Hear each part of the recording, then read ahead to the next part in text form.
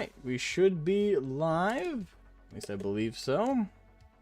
Hello everyone, how you guys doing today? Started a little bit early. Well, I'm 5 minutes early.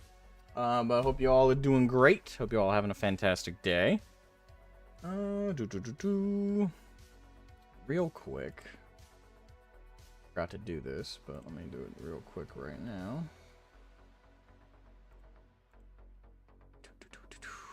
Hey, Karn! Welcome, welcome. How you doing?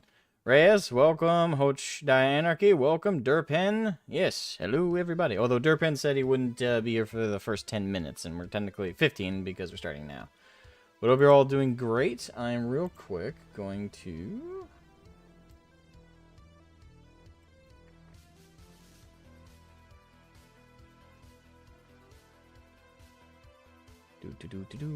I'm real quick going to share in the chat the link to the call line Discord.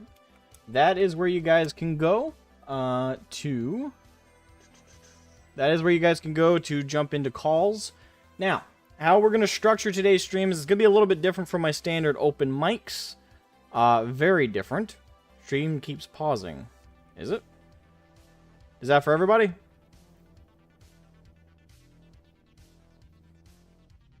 According to YouTube, I have a steady connection. And also according to my my streaming software.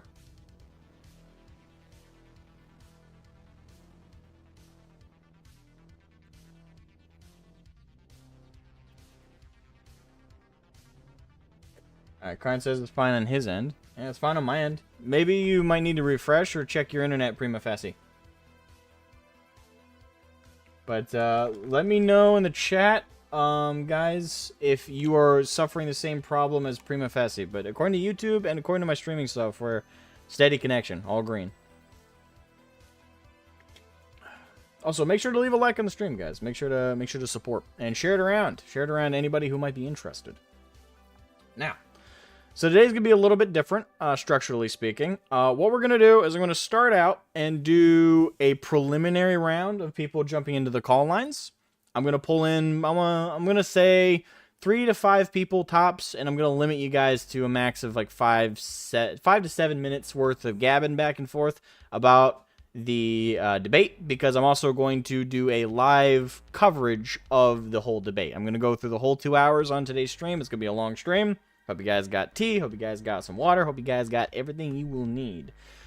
But I'm opening the door for open mics from the outset. I'm gonna take, again, 5 to 7 people tops. I'm limiting you guys to a certain amount of time. So if I cut you off and tell you guys to hop out, it's nothing personal. I don't like to limit you guys talking, but at the same time, I do want to get to the debate.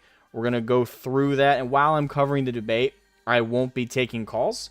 I might do the debate's 2 hours, so we might go for an hour, and then I'm gonna do like an intermission, take a few calls, and then we're gonna do the rest of the debate, or at least until my brain starts popping, and then we'll end off with the last few calls, and then call it a stream. So that's structurally how we're gonna do it today. This is a debate with you moderating. Or just analyzing their... Oh, it's... I'm analyzing theirs. I actually asked Arch if he would like to come on. Arch did respond to me, and he said, unfortunately, he's doing D&D at the moment. He would have liked to come on if it were another time, but he unfortunately is preoccupied. So I hope he's enjoying D&D. I hope he's having a good time. And I'm eager to catch the VOD of their D&D game once it is available. But I am going to be going over the existing debate between Radhom and Arch that exists. So that is today's plan. Okay, give me a heads up. He rants over Arch and refuses to answer questions, but then spams Arch with the same questions and refuses to. Yeah, I figure. I have seen part of this. I have seen part of this debate. I have not. This is not going to be a blind reaction necessarily. I haven't seen the whole thing. I've seen segments that I've seen people share clips of. So I'm aware of like 2 occasions. One of them I wasn't very impressed with, unfortunately. There is a segment where Arch, unfortunately, I think Now, let me preface this by saying everything I'm going to be covering is in hindsight. I have the advantage of that. I have the advantage of being able to analyze it after it has happened and not in the moment with a debate with somebody. So, I want to make that clear. I'm not claiming I'm a better debater than Arch. I'm not claiming I would have done better here. I'm not at all. I have the benefit of hindsight. But that being said, there is a couple of moments where I think Arch dropped the ball a little bit. One of those being the guy. There's two occasions specifically, and they're part of the two clips I've seen. The Arch might have done really, really good in segments I haven't seen, but from what I have seen, two segments. One, at some point in the debate, the guy makes the claim that Arch, I think it's after they have like a Femmarine debate, and Arch, says, yeah, go ahead and pull that ripcord, we're ready to drop the hobby if that happens. And the guy says, well, your corner of the hobby, that was his phrasing, is extremely tiny. That was his wording. That was his exact wording. That was his exact coverage. Arch let him get away with that. Maybe he covered it later. Again, I've only seen the two clips. But in that moment, Arch just let that slide for some reason. I wouldn't have let it slide. I would have immediately jumped on the guy. I do say that with confidence. I would have been like, show me your evidence. Show me your evidence that isn't the echo chamber that is your Twitter hole. Like, show me statistics. Show me proof that my supposed corner of the hobby is so tiny. I want to see it. And if he tried to move the goalpost, I wouldn't let him. I'd hold him to it. I'd say, nope, we're not pushing this conversation. I'm not letting the moderator push this conversation. I'm not letting this get pushed along. You answer this now, or you admit that you just think that. And that is based on no facts whatsoever. I would have held him to the fire. The other thing that happens in this that I wasn't a fan of was, and again, I don't know when it happens in the debate, but during the debate, there was an interaction where the guy says, every time the left or progressives, I call them regressives, and that's what I will refer to them as throughout the stream. So keep in mind, when I say regressives, I'm referring to progressives. But he says whenever progressives, attack or go after people, it's only ever in defense of themselves. It's only after the first punch has been thrown. And the guy says, and what matters to me is the first punch that is thrown. And basically he makes the claim that they never ever go on the attack. They're only ever on the defense. And they're only ever attacked. That was a bold-faced lie. And Arch didn't hit him with anything. Now, Arch, at least I don't, actually, I'm not going to say that because I don't know if that's true. But he didn't hit him back with anything. I think he should have immediately hit Radhom with the Hogwarts Legacy example. Pick-a-me, the VTuber. Like, when I saw that clip, that's the first thing that came to my mind was, Pick-a-me, the VTuber, got bullied so much and so thoroughly during that situation that she quit VTubing. Now, there's a rumor going around that she came back as a completely different persona. I don't know anything about that. I don't know if that's true. So that being said, I'm not gonna roll with that. The assumption being that that is true. But Art should have immediately, cut him off immediately, mind you. Said, nope, that is a bold-faced lie. That is a complete lie. You are lying right now. You have just lied to me because. And then I would have thrown out the Pick-a-me situation. I would have thrown out the other people who were harassed during the Hogwarts Legacy situation. That should have been covered. And I do think Arch dropped the ball on that one. Again, I've only seen those two clips and like one or two others. Generally, again, I haven't seen the full 2 hours. I haven't seen the full coverage. So I'm hoping that the majority of the interaction in the debate is far more back and forth than that seemed. It seemed like Arch was letting him walk over him for some reason. Maybe it's just Arch wasn't on his game. And again, it might just be those two clips. But we're going to go through it. But before we do, like I said, I'm going to take a couple calls. Going to limit them to a few minutes. And then we're going to get into it, okay? So, again, I will link in chat here the Discord. There's a call line Discord. That is the link. Feel free to join it. I have waiting call room 1, 2, and 3. Make sure to organize yourselves properly, and I will pull you into a hidden call. Make sure if you're on mobile, there's a bit of a bug with that. So, prior warning. If you're on Android, I don't know if they ever fixed it, but there is a bug with Discord where if you're on Android and I pull you into another call, it mutes you. So, might have to manually connect you. But anyway, I'm going to take my first caller. That would be Trip.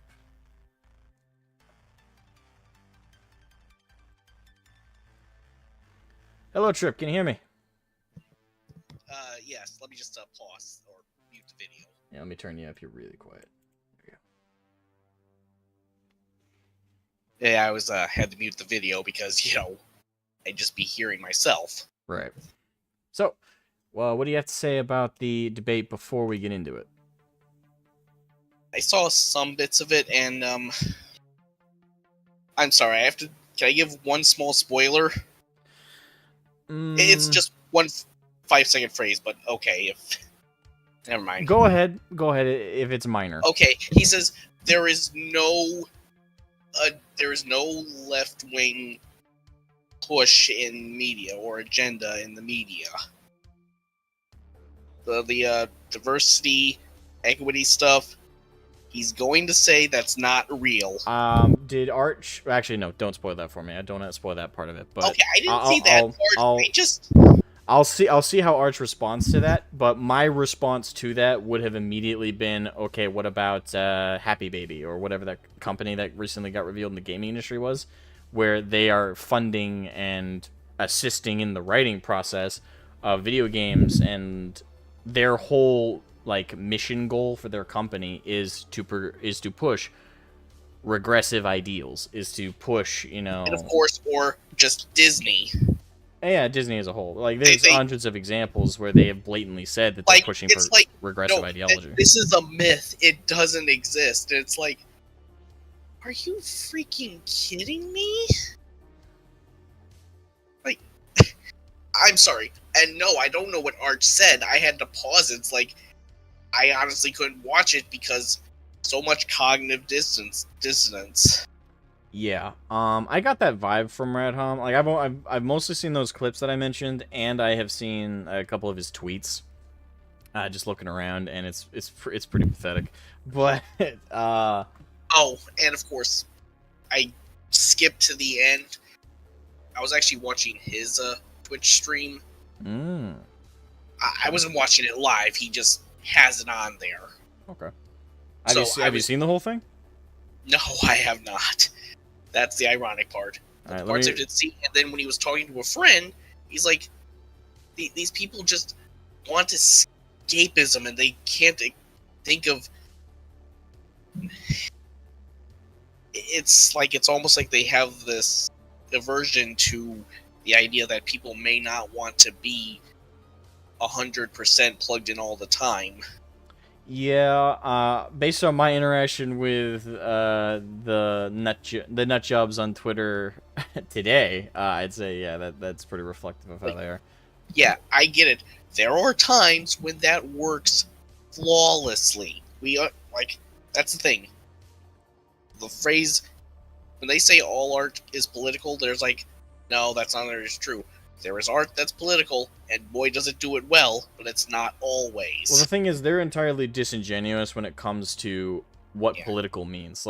They know full well, at least they claim they act like they don't, but they know full well when people say, I hate politics in this, or I hate politics in that. They know full well that what people mean is they don't like propaganda. They don't like things telling them what to think. They don't like media telling you, hey, if you think this way, you're evil, and if you think this way, you're good. That's what people mean when they say, I don't like politics in this, I don't like politics in that. Have you ever seen Possum Reviews? Have you ever seen what? Never mind. Possum Reviews. I'll show you it later sometimes. There's just this one clip of, essentially, never mind. Their definition of politics seems to be the encompassing of all human experience. No. That's not what politics is at all. If anyone ever tells you guys that, they're lying. Yeah. Both to themselves and to you. Unfortunately, it's what they want. Oh yeah, what they change the definitions and meanings of words at the drop of a dime. Whatever they can shift to be useful as a tool. They will shape reality as they speak, and that's how you know that they're completely. It's not possible to really truly debate them.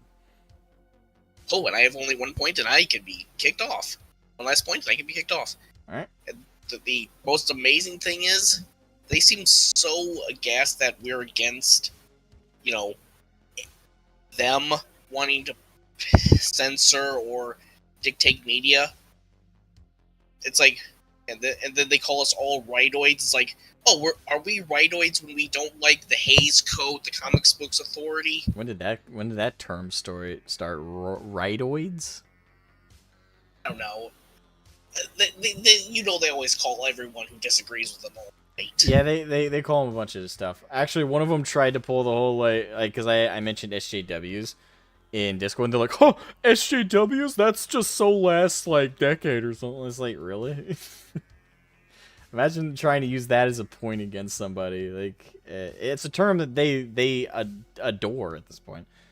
But yeah, but yeah, like I said, the Hays Code, the Comic Books Authority, a system of rules that dictates how media should be presented. Yeah, and remember how we were all pissed off at that too? Oh yeah, absolutely. Like every form of restrictive media on like freedom of speech and expression always hurts culture and always hurts people's experience. I've only seen one example of that making any sense now, and that's epilepsy warnings. That's it. Yeah, and that's not even censorship though, because they don't prevent the epileptic scenes from happening unless there's like a setting in the settings to stop that, and even then, that is an option.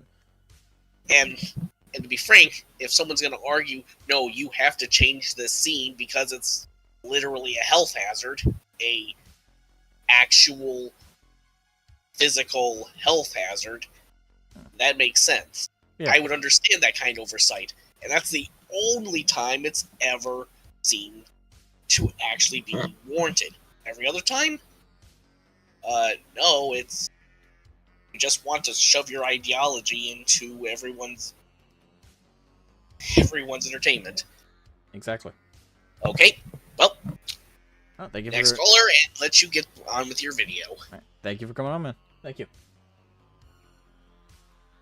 Alright, I'm going to pull in Karn, and that is the last of my callers listed. So if anyone else would like to hop in and say some things before we get started with the debate, now is your opportunity. The link is in chat. I will share it one last time for those just coming in.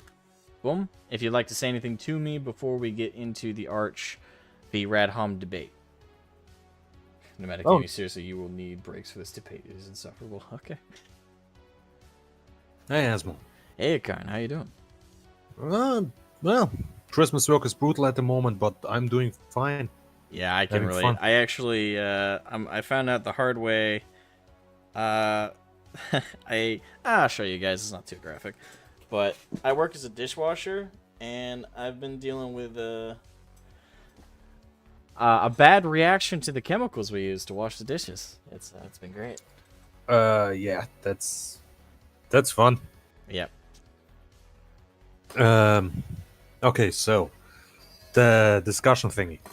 Yes. I haven't watched it yet, but what I want to share you is my mental bingo card. Mental bingo card. Okay. Mental bingo card. Because what we know is that person is a leftist. So, I'm going to predict at first, he's introduced himself with his politics first. He's going to do a very, very long rant about what he believes in and what he does not. Second, he's going to start at first just insulting Arch's fanbase, then Arch himself. Most likely as a bigot. If Arch says he's not a bigot, he's most likely going to say, yes, you are.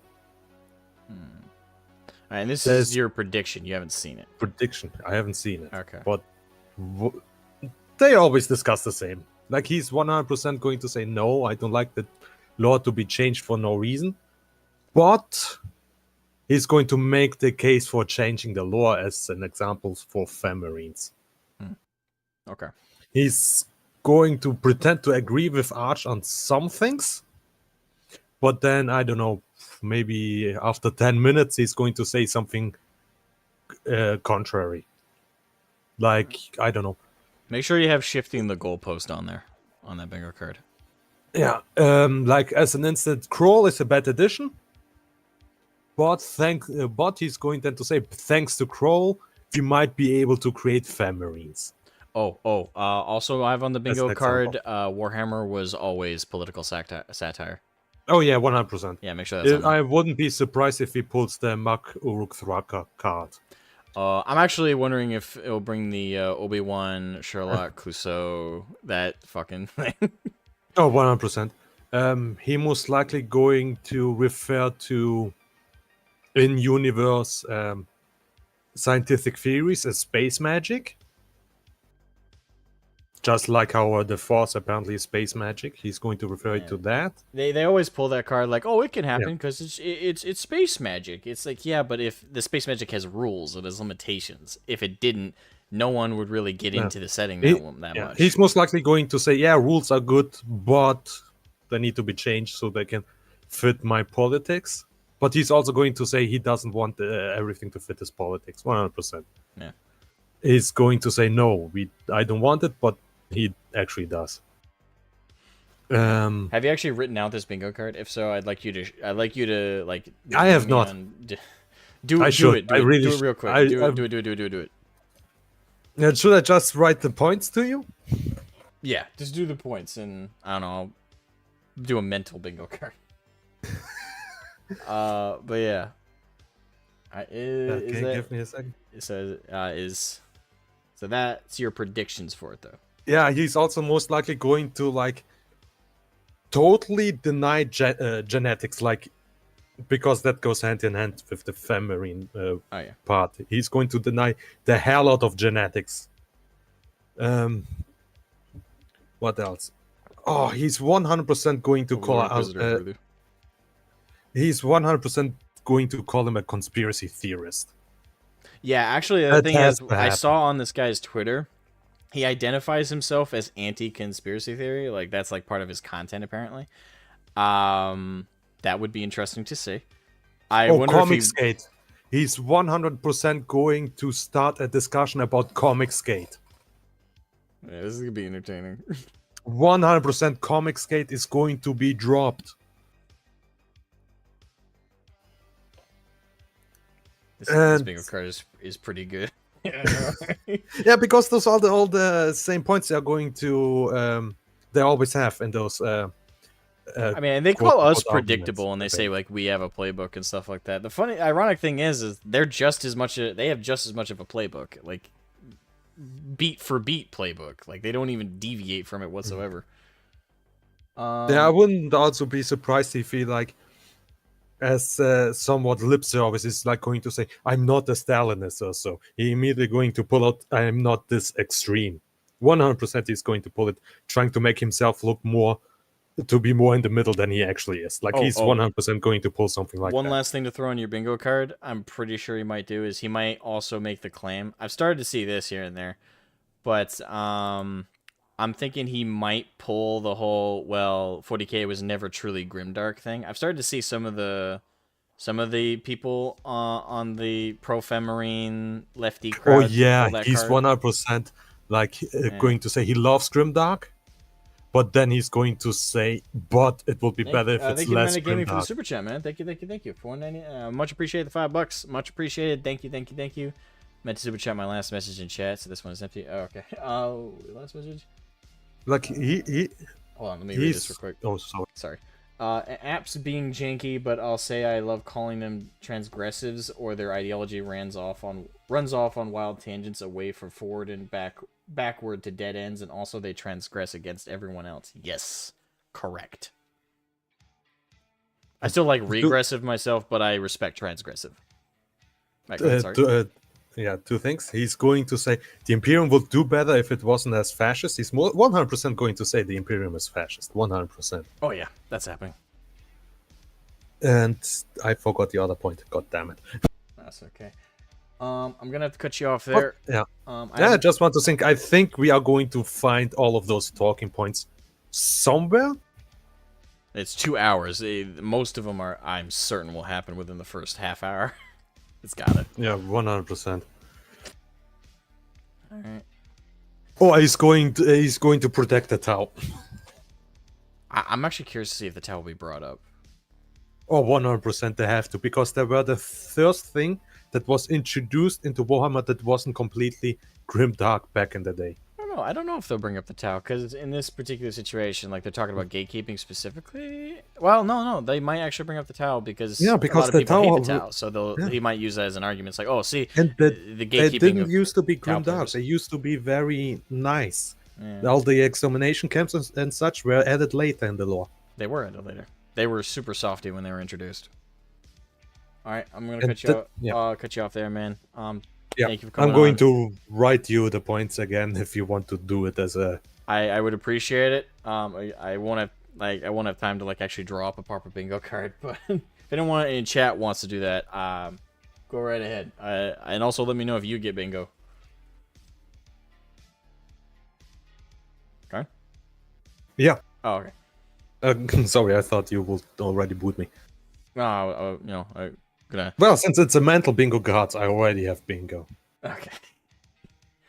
All right. Well, thank you for hopping in, man. Yep. All right. So last call for anybody who wants to hop in the call lines to say your piece before we get into it. I'm gonna give that about 3 minutes max, and then we're gonna get into the debate between Radhom and Arch Warhammer. Also, make sure to leave a like on the stream. Share it around. Always helps to support it in the algorithm. All that fun stuff. I love to see it. Love to see it. Let me make sure to welcome some people here that might be hyping in chat. I think I welcomed Nomadic Gaming, Trip, and Overlord Inquisitor, but just in case, welcome to all of you. Also, welcome back, Durpin. She would be correct. I'm not going to double check what that is. Thank you for the advice. I recommend not drinking for this, folks. You might end up more affected by how bad this debate was. Me, I'm already drinking something plenty unhealthy, which is soda. And I do have water. I do have some water, but actually, I think I just dropped it. Did I set it aside? Oh yeah, I did. I have a bad habit of moving my drinks into like random placements. I annoy you in chat. You never annoy. You never annoy. You're always welcome, and I always love to see you. Alright, he's sending me the bigger card right now. Oh, man. That's so cool. Okay.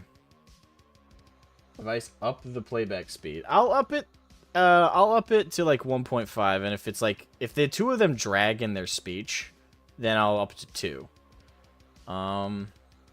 Yeah, but just so we get through it a little bit quicker. Yeah, I'll do that. Okay. Oh, I have one more person.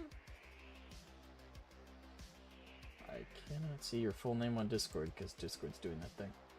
Homeless Stone. Ah, how you doing, man? Yeah, doing good. So we heard predictions for Radhom. I got some predictions for Arch. Ooh, have you seen it? Is this prediction? I've not or? seen it. Okay. These are 100% blind predictions. All right, go ahead. Arch is going to be completely civil. We'll talk to him in a very gentlemanly manner. Try to be calm and collected in his arguments. He usually is. I'd agree with that. I think he will laugh openly at a lot of Radhom's points. I would. I will say Arch is a bit snarky at times. He has his moments, but it's enjoyable in my opinion. So, I feel like yeah, no, this is such an easy one. I don't even know how one would lose in 2 hours, you said? Yeah, the whole This debate's one's- about 2 hours. How? Don't be an activist. Boom, done. That's it. I mean, with the little itty bits I saw, it seems like this guy. I've seen like 2-3 clips, and the 2 big ones I saw were both Arch really letting the guy away with stuff. I'm hoping most of it is him holding to the fire, and those are just 2 occasions towards the end where Arch was just too tired, and really, at that point, giving up, like actually debating him. But I don't know. We'll find out. Well, I hope it's at least entertaining, and I If get not, at least I can some make it laughs out of entertaining. it. That's my job. Yeah. Hey, you know what? I got greener pastures I can always go to, so I have that too. Sure. Alrighty. Well, thank you. I'm gonna make way for it in the next. Have fun. I hope to have fun and not lose my mind. Yeah. All right, Trip. I'm not gonna pull you back on, man. Because this is I do want to get into it and don't want to have too many like repeat people here. But again, last call. I will give a couple minutes if anyone else wants to hop in and say any last predictions, or they just want to make a warning to me, or they just want to say hi real quick and get a little social bit out of the way and wish me luck on this interesting journey. Give that a couple minutes. Is anybody new in chat? I should be welcoming. Does it look like it? Okay. Standard dynamic. Arch can also be a bit of a boomer sometimes. Yeah, Arch is a boomer. He's a boomer, but we love him. We love our boomer Arch.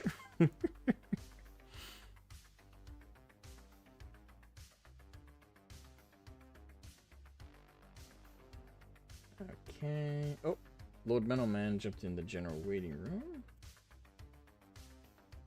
Lord Metal, how you doing? Doing good, bud. How are you? I'm doing pretty good. About to get into this interesting debate. Anything you want to say about it? Well, I've already seen it, bud, but all I'm going to say is, yeah, prepare for a lot of moments where you're going to cringe. Yeah, the clips I've seen made me cringe. No, I'm not gonna ask that. That'll spoil me. I'll find out. Really, mate, one of the things I will say to you while you're watching it, look at Radholm as he's talking, right? Because he does this thing that a lot of them do, which is when they're debating, they'll overreact their facial expressions on things. You know what I mean? Like Like he exaggerates it, or Yeah. He tends to do it a lot, but or whenever he gets like stopped and stunned for a moment, he'll sit there and he'll just play up a bit. You know what I mean? Like try to make when someone's trying to make it obvious of, oh, I'm so disgusted by this thing. You know what I mean? yeah, putting on the act. Yeah, putting the act on, rolling the eyes, pulling the faces, all that jazz. You get it. Yeah. And while he's doing it, he's also painting. Plus, as well, another thing you'll notice is Wait, hold on. He's painting the entire time? yeah, he's painting the model as he's doing it.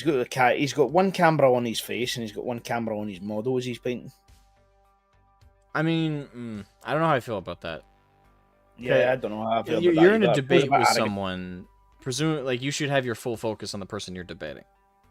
Like, you shouldn't be painting minis. Like, I can. This is why I'm conflicted.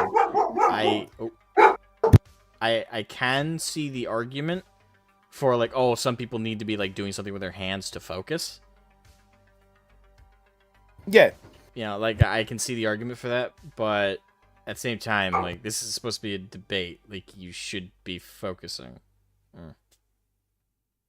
Yeah, it's just a bit of, like, what's the word? A bit of manners, I think it is. It shows that you've got your full attention on the matter at hand. Yeah. It's basic I guess, respect. Yeah. But I think he's done that as a tactical choice.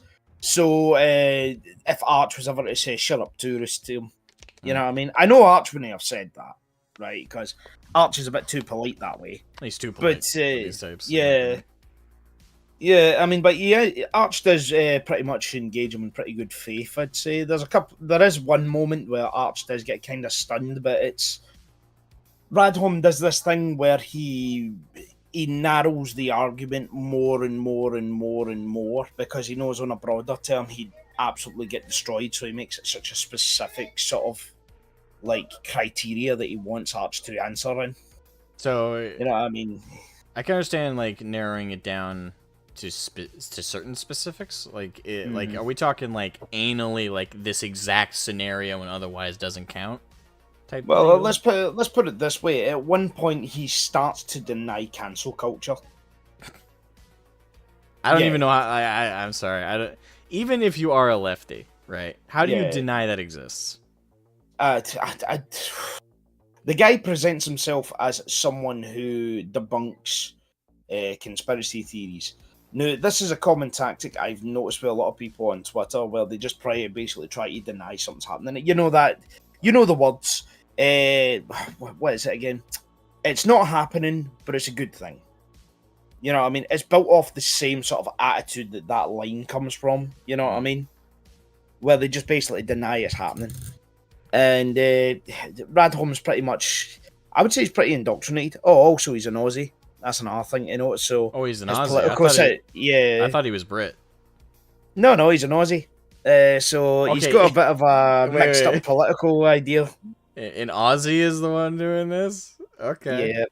I really hope he has the exaggerated accent. Well, one last thing I'll say for you to notice as well, right? When Arch and Radholm are debating, right? Notice the length of time that Radholm takes on anything he says versus anything that Arch says.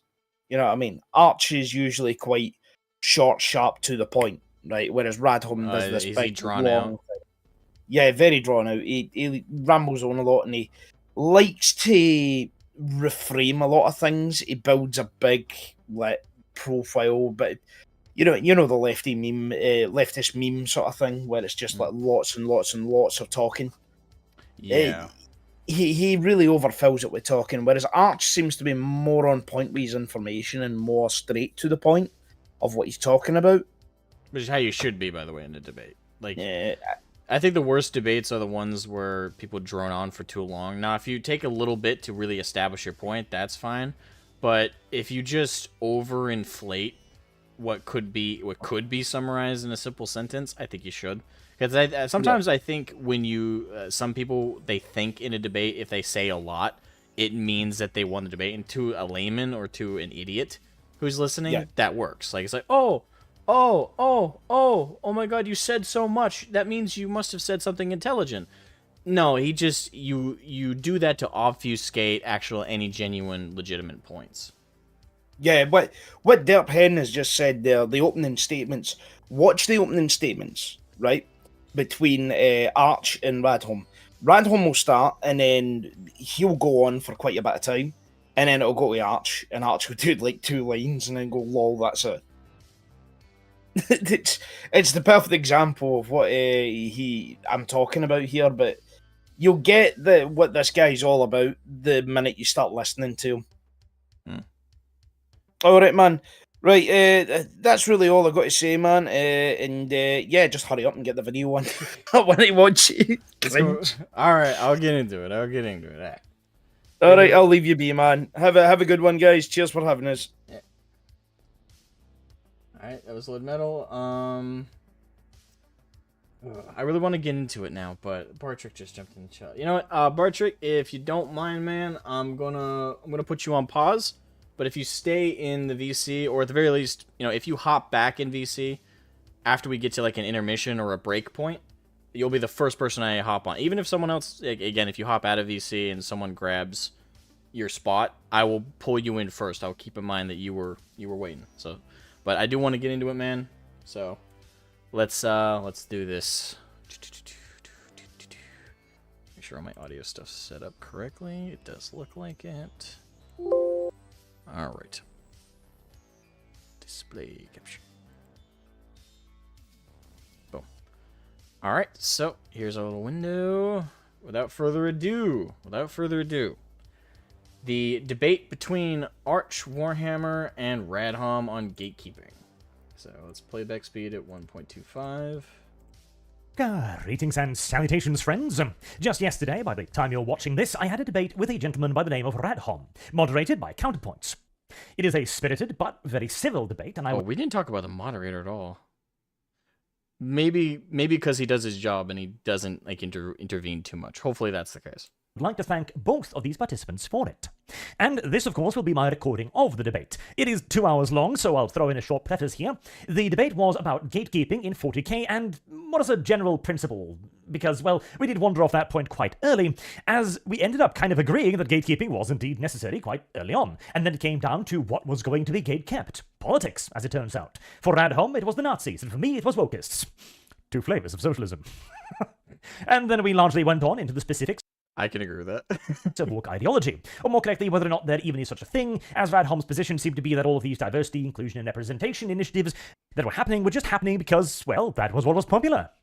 And it was Definitely popular 1.2, okay. because... We'll keep it on 1.25. That is where the main divide was, of course. As I brought up, that we can literally read the books of the people who popularized these wokeist ideals. We can read about Kimberly Crenshaw, how she outlines intersectionality, and its purpose and how it's... Alright, so Arch is establishing from the get-go that, you know, again, in hindsight, that, like, hey, this is stuff we can actually concretely reference.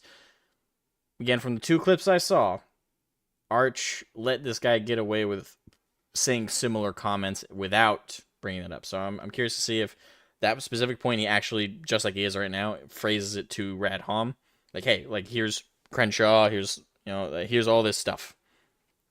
I hope he does. Again, I'm hoping the 2 clips I saw were cherry-picked at like the worst moments. And my prediction is those are going to be towards the end of the debate. Goes back to the famous Marxist, of course, Antonio Gramsci, and his ideas of subverting society.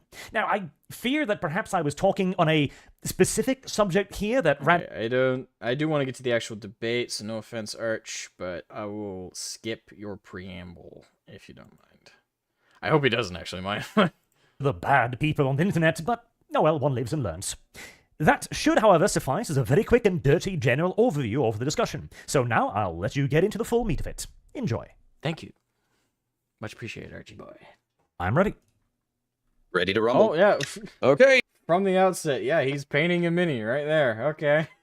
Good evening, ladies and gentlemen. It is my very sincere pleasure to be here with Radholm and Arch Warhammer. It's not very often that we get to debate Warhammer and kind of the political stuff on the side of it. I'm a huge Warhammer and political nerd, so I'm actually ecstatic to be here. I will be moderating, so I won't be interjecting my opinions as much as possible.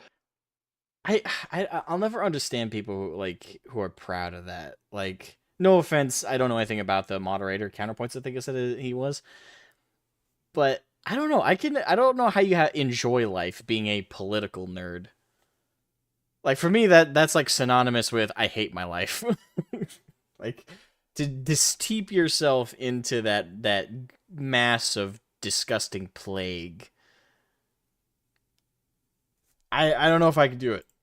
But we are here to discuss gatekeeping. This is a pretty hot topic in the community. I'll let the contestants get into the specifics, but I would just say that this comes with a lot of people who are lore heads, a lot of people who feel like they're a part of the community, feel like there's people outside of the community who are trying to change it. And so there's kind of been a social movement to gatekeep the hobby against changes that are viewed from an outside source. I've also heard from the outside people that the community is unnecessarily hostile and all that kind of stuff. So I'm going to let the people carry it from there. So what we're going to do first is we're going to do some introductions. I'm going to allow Radholm and Arch Warhammer to both introduce themselves and also give their feelings on the topic, whatever definitions they want to give, and whatever ground they want to cover. Okay, so off the bat, so prediction for the intro, which actually I think Karn said it earlier. I'll check his bullet points in a second here, but he's going to introduce himself with a really lengthy describer. Arch is also known for being kind of inflated with that stuff, so I don't know if Arch will be shortened to the point with his introduction, but that'll be interesting to see. But I have a feeling this Radholm guy is going to take like a minute to advertise himself. I don't know if Arch will take as long. I know Arch does like to be verbose as well, though. So it'll be interesting to see the contrast between the way they describe themselves, though. We're going to start with Radholm. Can you tell the people just a little bit about yourself and who you are, and then also your perspectives on the topic of gatekeeping? I'm Radholm. I'm a lefty Australian political streamer, complete not a nerd. I cover painting, as I cover politics and deconstruct conspiracy theories while painting miniatures. Got a background in circus and cabaret performance. Now, hold on, what? I cover painting, as I cover politics and deconstruct conspiracy theories while painting miniatures. Got a background in circus and cabaret performance. Well, clearly you weren't very good at it, because now you're spending time on the internet debating people about gatekeeping. Which means he's a literal clown. He just admit to being a harlequin, a real-life harlequin, yeah. Hold on, what? Hold on, I'm so happy no one, before we started, spoiled that for me, but Jesus Christ, we just started. He has a background in circus performance. Like, that's his background that he added. What? Okay, let's not be too harsh on the guy. I mean, yeah, but the thing is, why would you include that? Like, for me, the shock is, yes, like, it's kind of funny.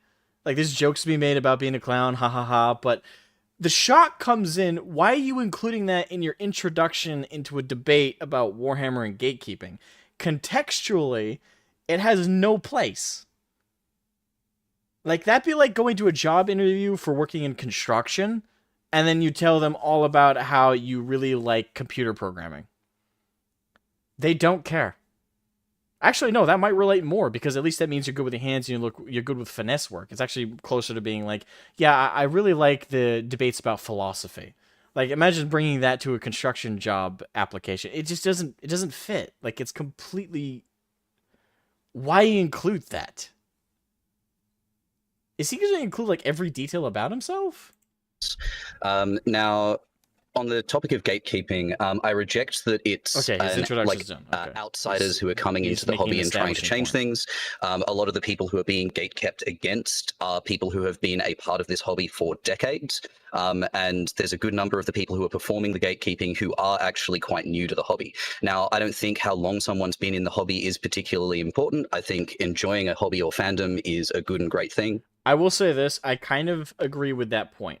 I do kind of agree with that point, that your length of time in the hobby isn't that important. I do think, I will preface this by saying, though, that I do think, though, that if you haven't been in the hobby as long, those who... I do respect people who've been in the hobby longer for their opinions, more than I respect someone who's newer. But that doesn't mean I disrespect. That's the difference, right?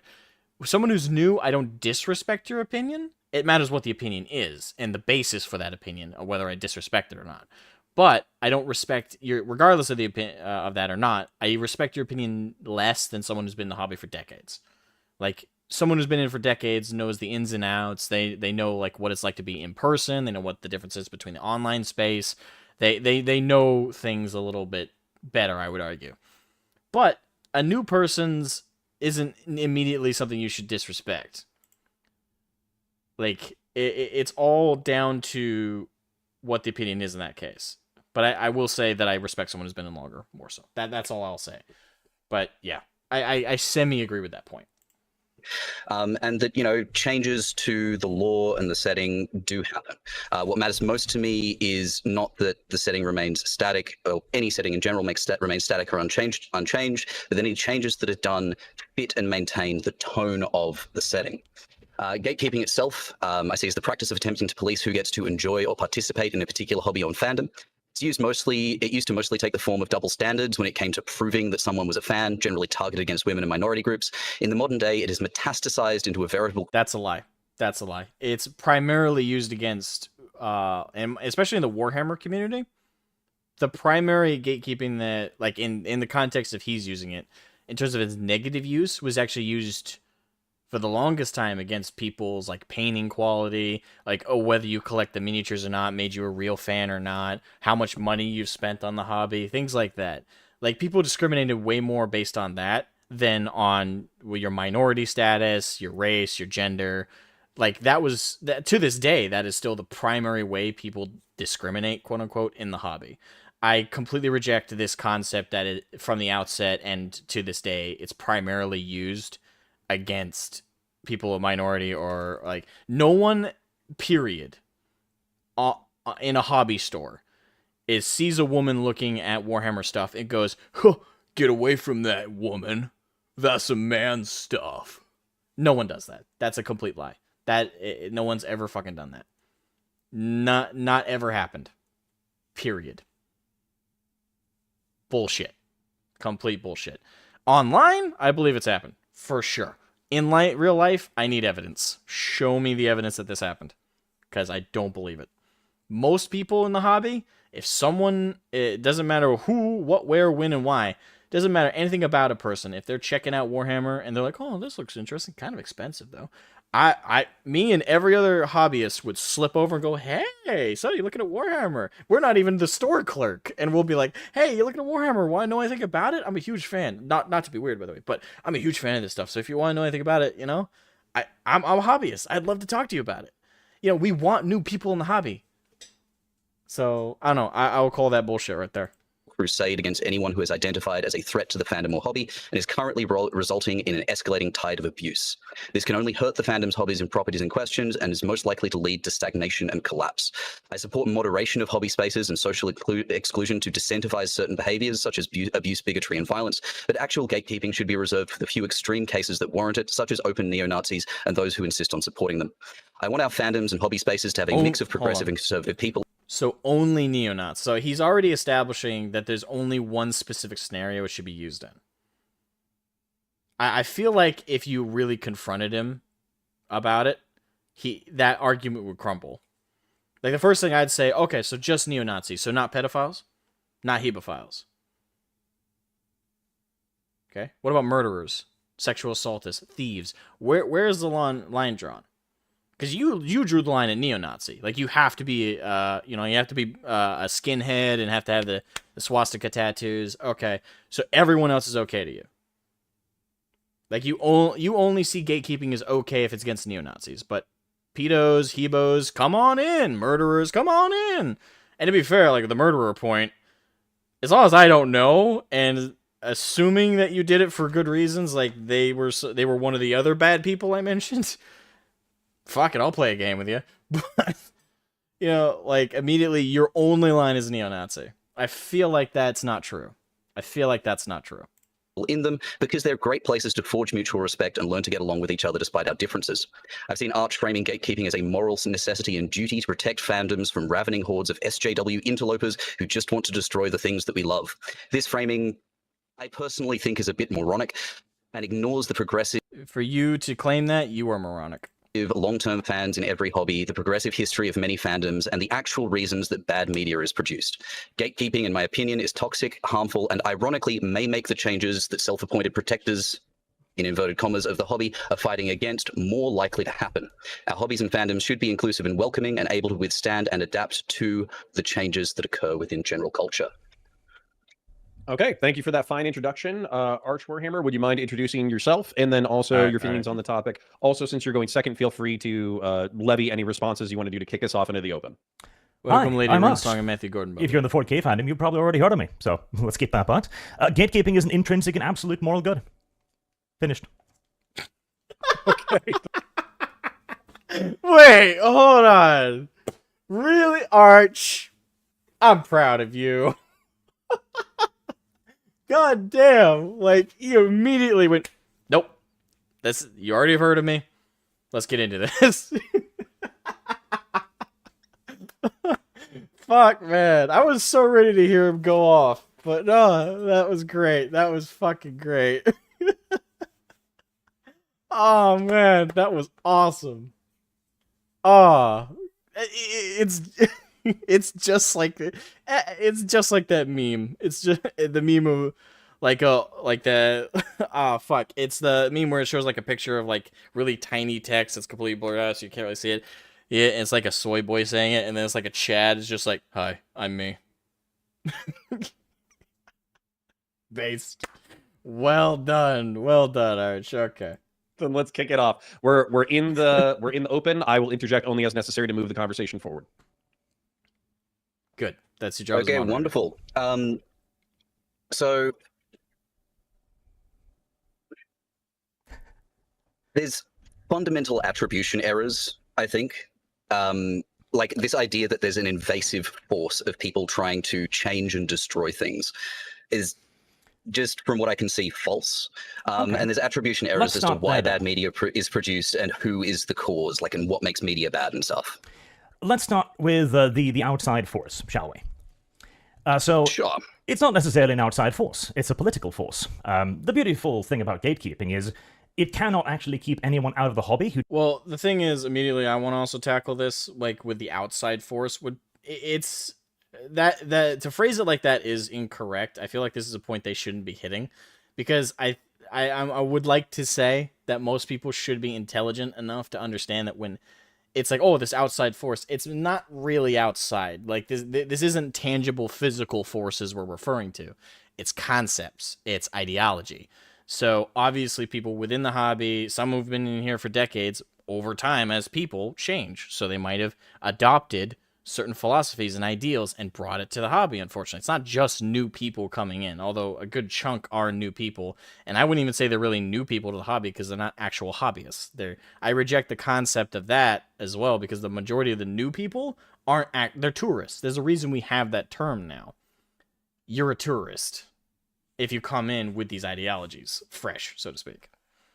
So, off the bat, yeah, like, it's not really an outside force. It's a force that is outside in the concept that it didn't used to be prevalent in the hobby, but now is. And why is that?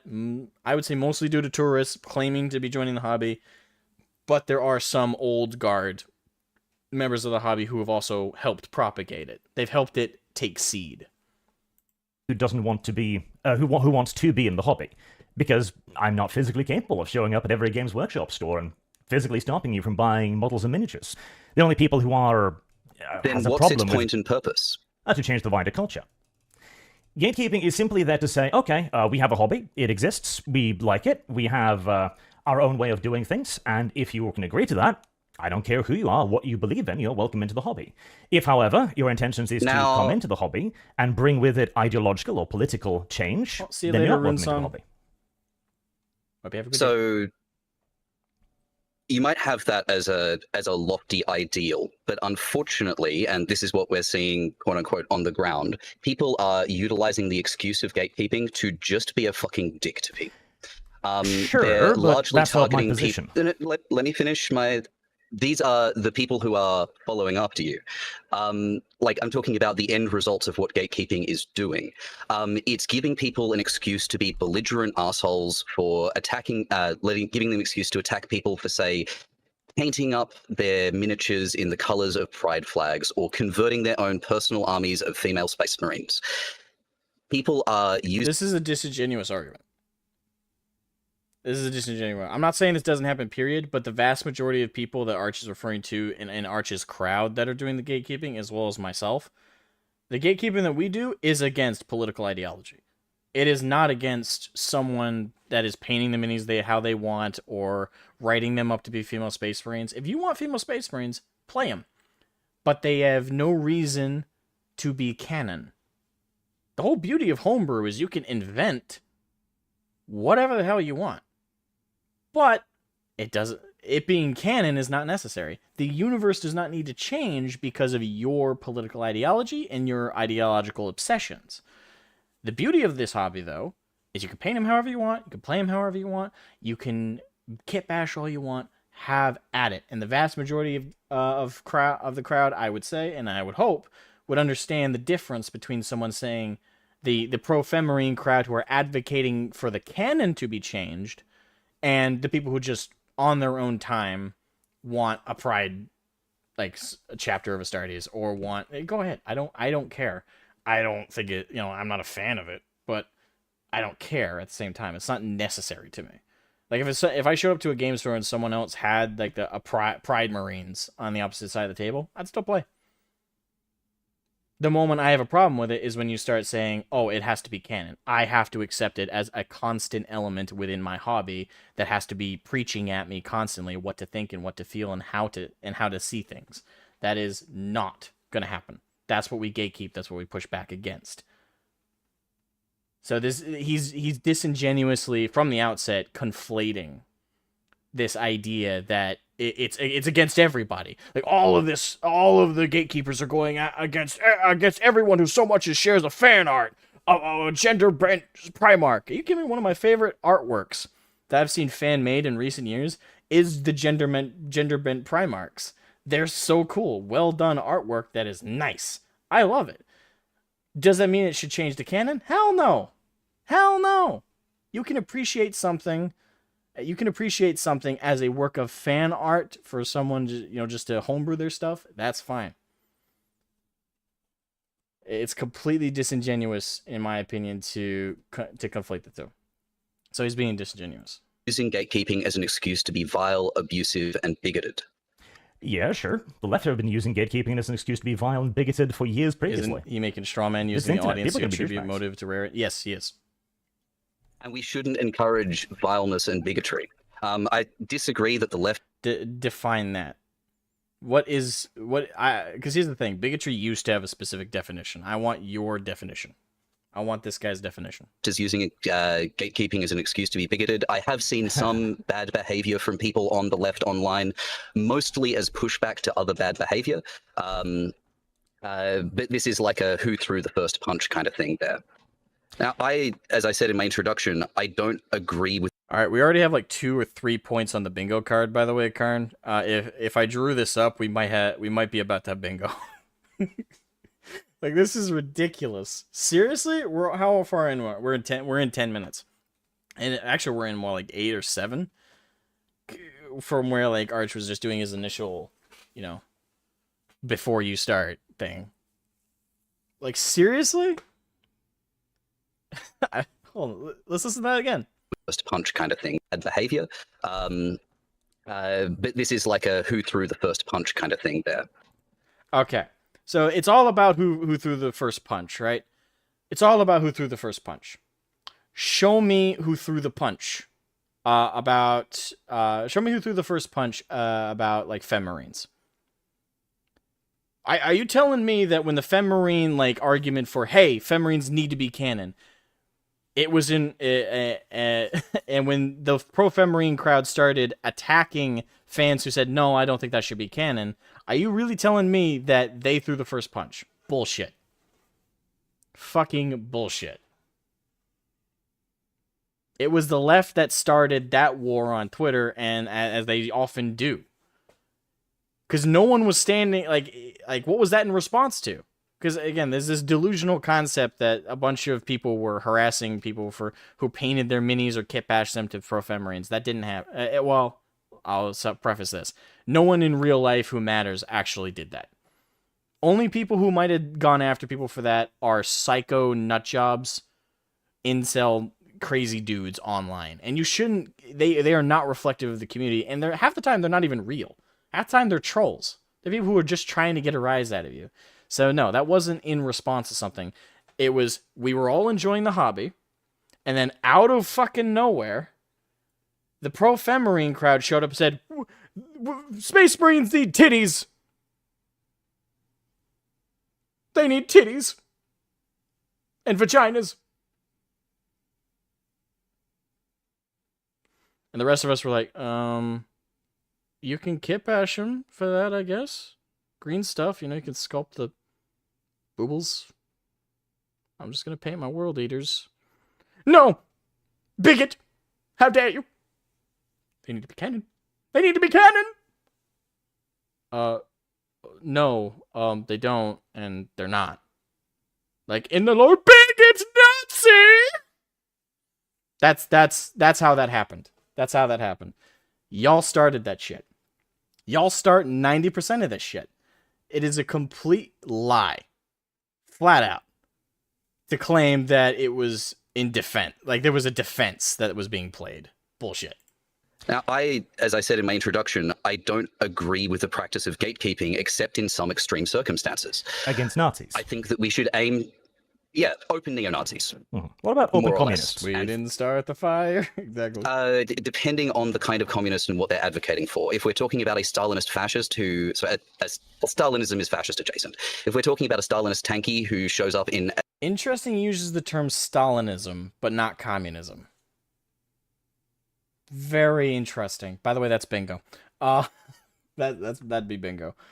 But that is fascinating. Karn's DMing me.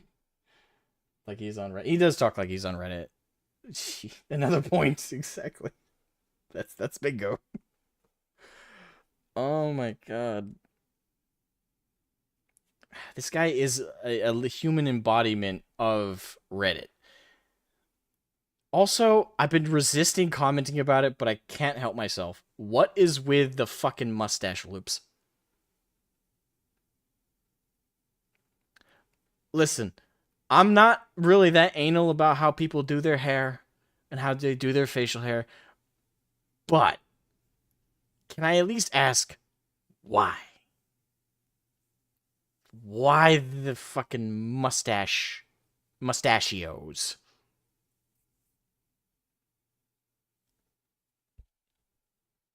Maybe the mustache is a Dolly homage? I don't know, maybe. I don't know if that's it. At least there's an explanation. But otherwise, I'm just kind of confused.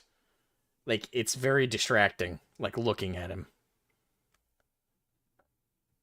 Anyway, let's keep going. By the way, sorry I've been pausing so much, but I'm going to pause every time I hear something I want to hit on. But I will try and let it play through at least a little bit. Before I do it again. Kill the Kulak shirt, yeah, they can get BTFO'd. If we're talking about someone who's just like, yeah, look, I think that there's a better way of doing economics, then that's fine. Okay, so it's mainly you're for gatekeeping, but we disagree on the target. And the target appears to be then I am violent, only toxic for gatekeeping. No. I am only for gatekeeping in a very specific circumstance. So you agree with what Arch just said? Like this guy feels like he needs to argue every single thing Arch says off the bat, because what Arch just said, as he's currently speaking right now, he's agreeing with. He's just adding, for some reason, unnecessary qualifiers. I'm only okay with it with specific. So pause right there. I'm only okay with it. Therefore, you are okay with it in circumstances. Therefore, what Arch just said is correct. That's all you had to say. I can now see why this debate's 2 hours. This guy is going to do this throughout the whole fucking debate, isn't he? He's for gatekeeping. Like that. Why is this a debate? You are both for gatekeeping. You just disagree on the target. Arch perfectly summarized that. And for some reason, the guy's like, no, I have to argue this. Just because he said it. Dude. Yes, he does. Oh, fuck me. Great. What about, say, in general, I am threats? against gatekeeping. I don't. Yeah, death threats, threats of violence, stuff like that is not acceptable and shouldn't be done. Okay, so when, for example, Even against Nazis. The people you think are worthy of that debate. Okay. You think they're not worthy of death threats. I feel like I feel like he has a but there. But Nazis are okay. Oh shit. Crap. Misclicked. I have no idea what just happened just there. Oh, this just skipped me a hit. Ah, fuck. I'm sorry, guys. Okay, where were we? Pointing out that things become more. he has had it, as the God Emperor does not care what color the meat in the grinder. It's because it was unrealistic to not have that there. Well, this is a part of it. In fact, many of the scholars that talk about this often quote much. The thing is, this has actual codification. This has This isn't just for hobbies. This is in politics, in society. Double down. Okay.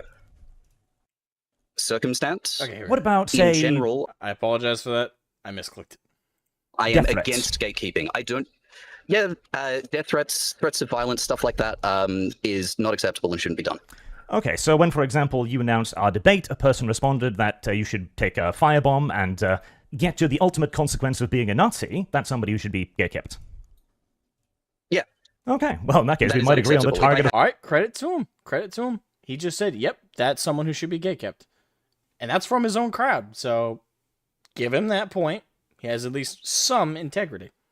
Well, if I had have noticed, give him that credit. If I had have noticed that, then I would have told them that that is unacceptable behavior. Oh, you did. They told you did. Yeah, to give you all credit, you did tell them that was not acceptable, and they simply. So he even Okay. practices it. So yeah, that's a win. That's a win for him. I'll give him that.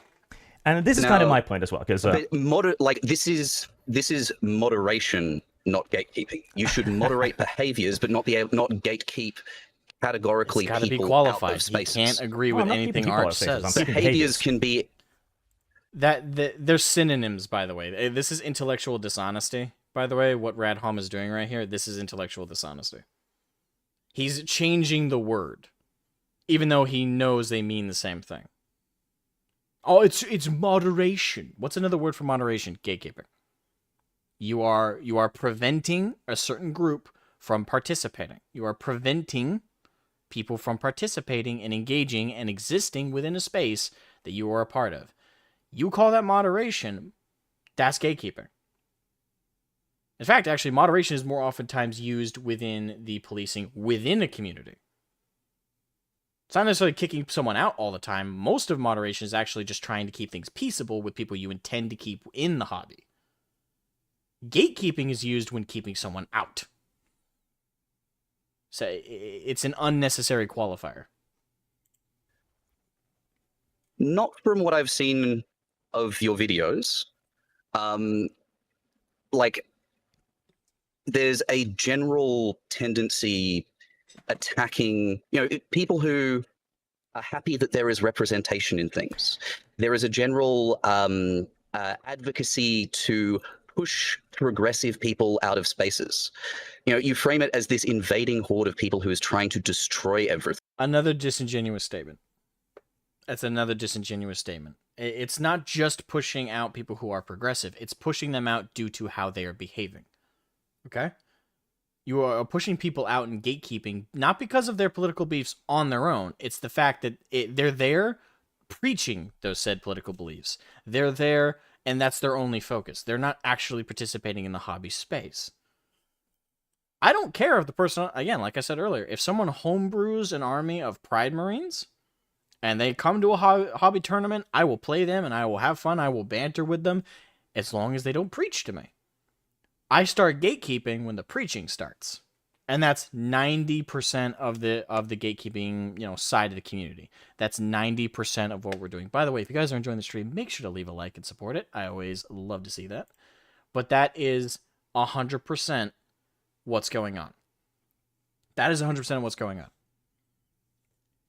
We don't care what your political beliefs are, as long as you're not here preaching them.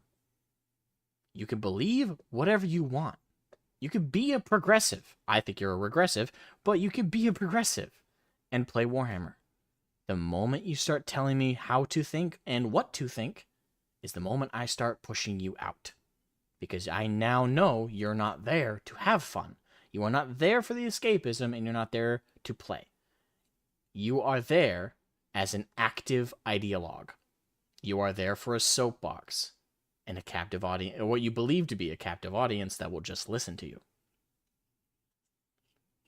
So that's intellectually dishonest, and that's also a lie. Thing.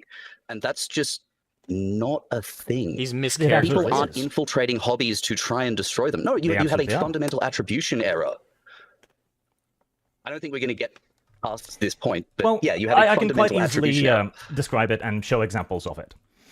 The modern-day wokist agenda is to move into hobbies as a way to affect wider culture. This isn't just for hobbies, this is in politics, in society in general. They have a very clearly laid out game plan of this, stemming back to, I first noticed this in 2016, where the idea is to widen the scope of the hobby and thus bring in more people that wouldn't normally be interested via utilizing various strategies. For example, as you say, representation and diversity.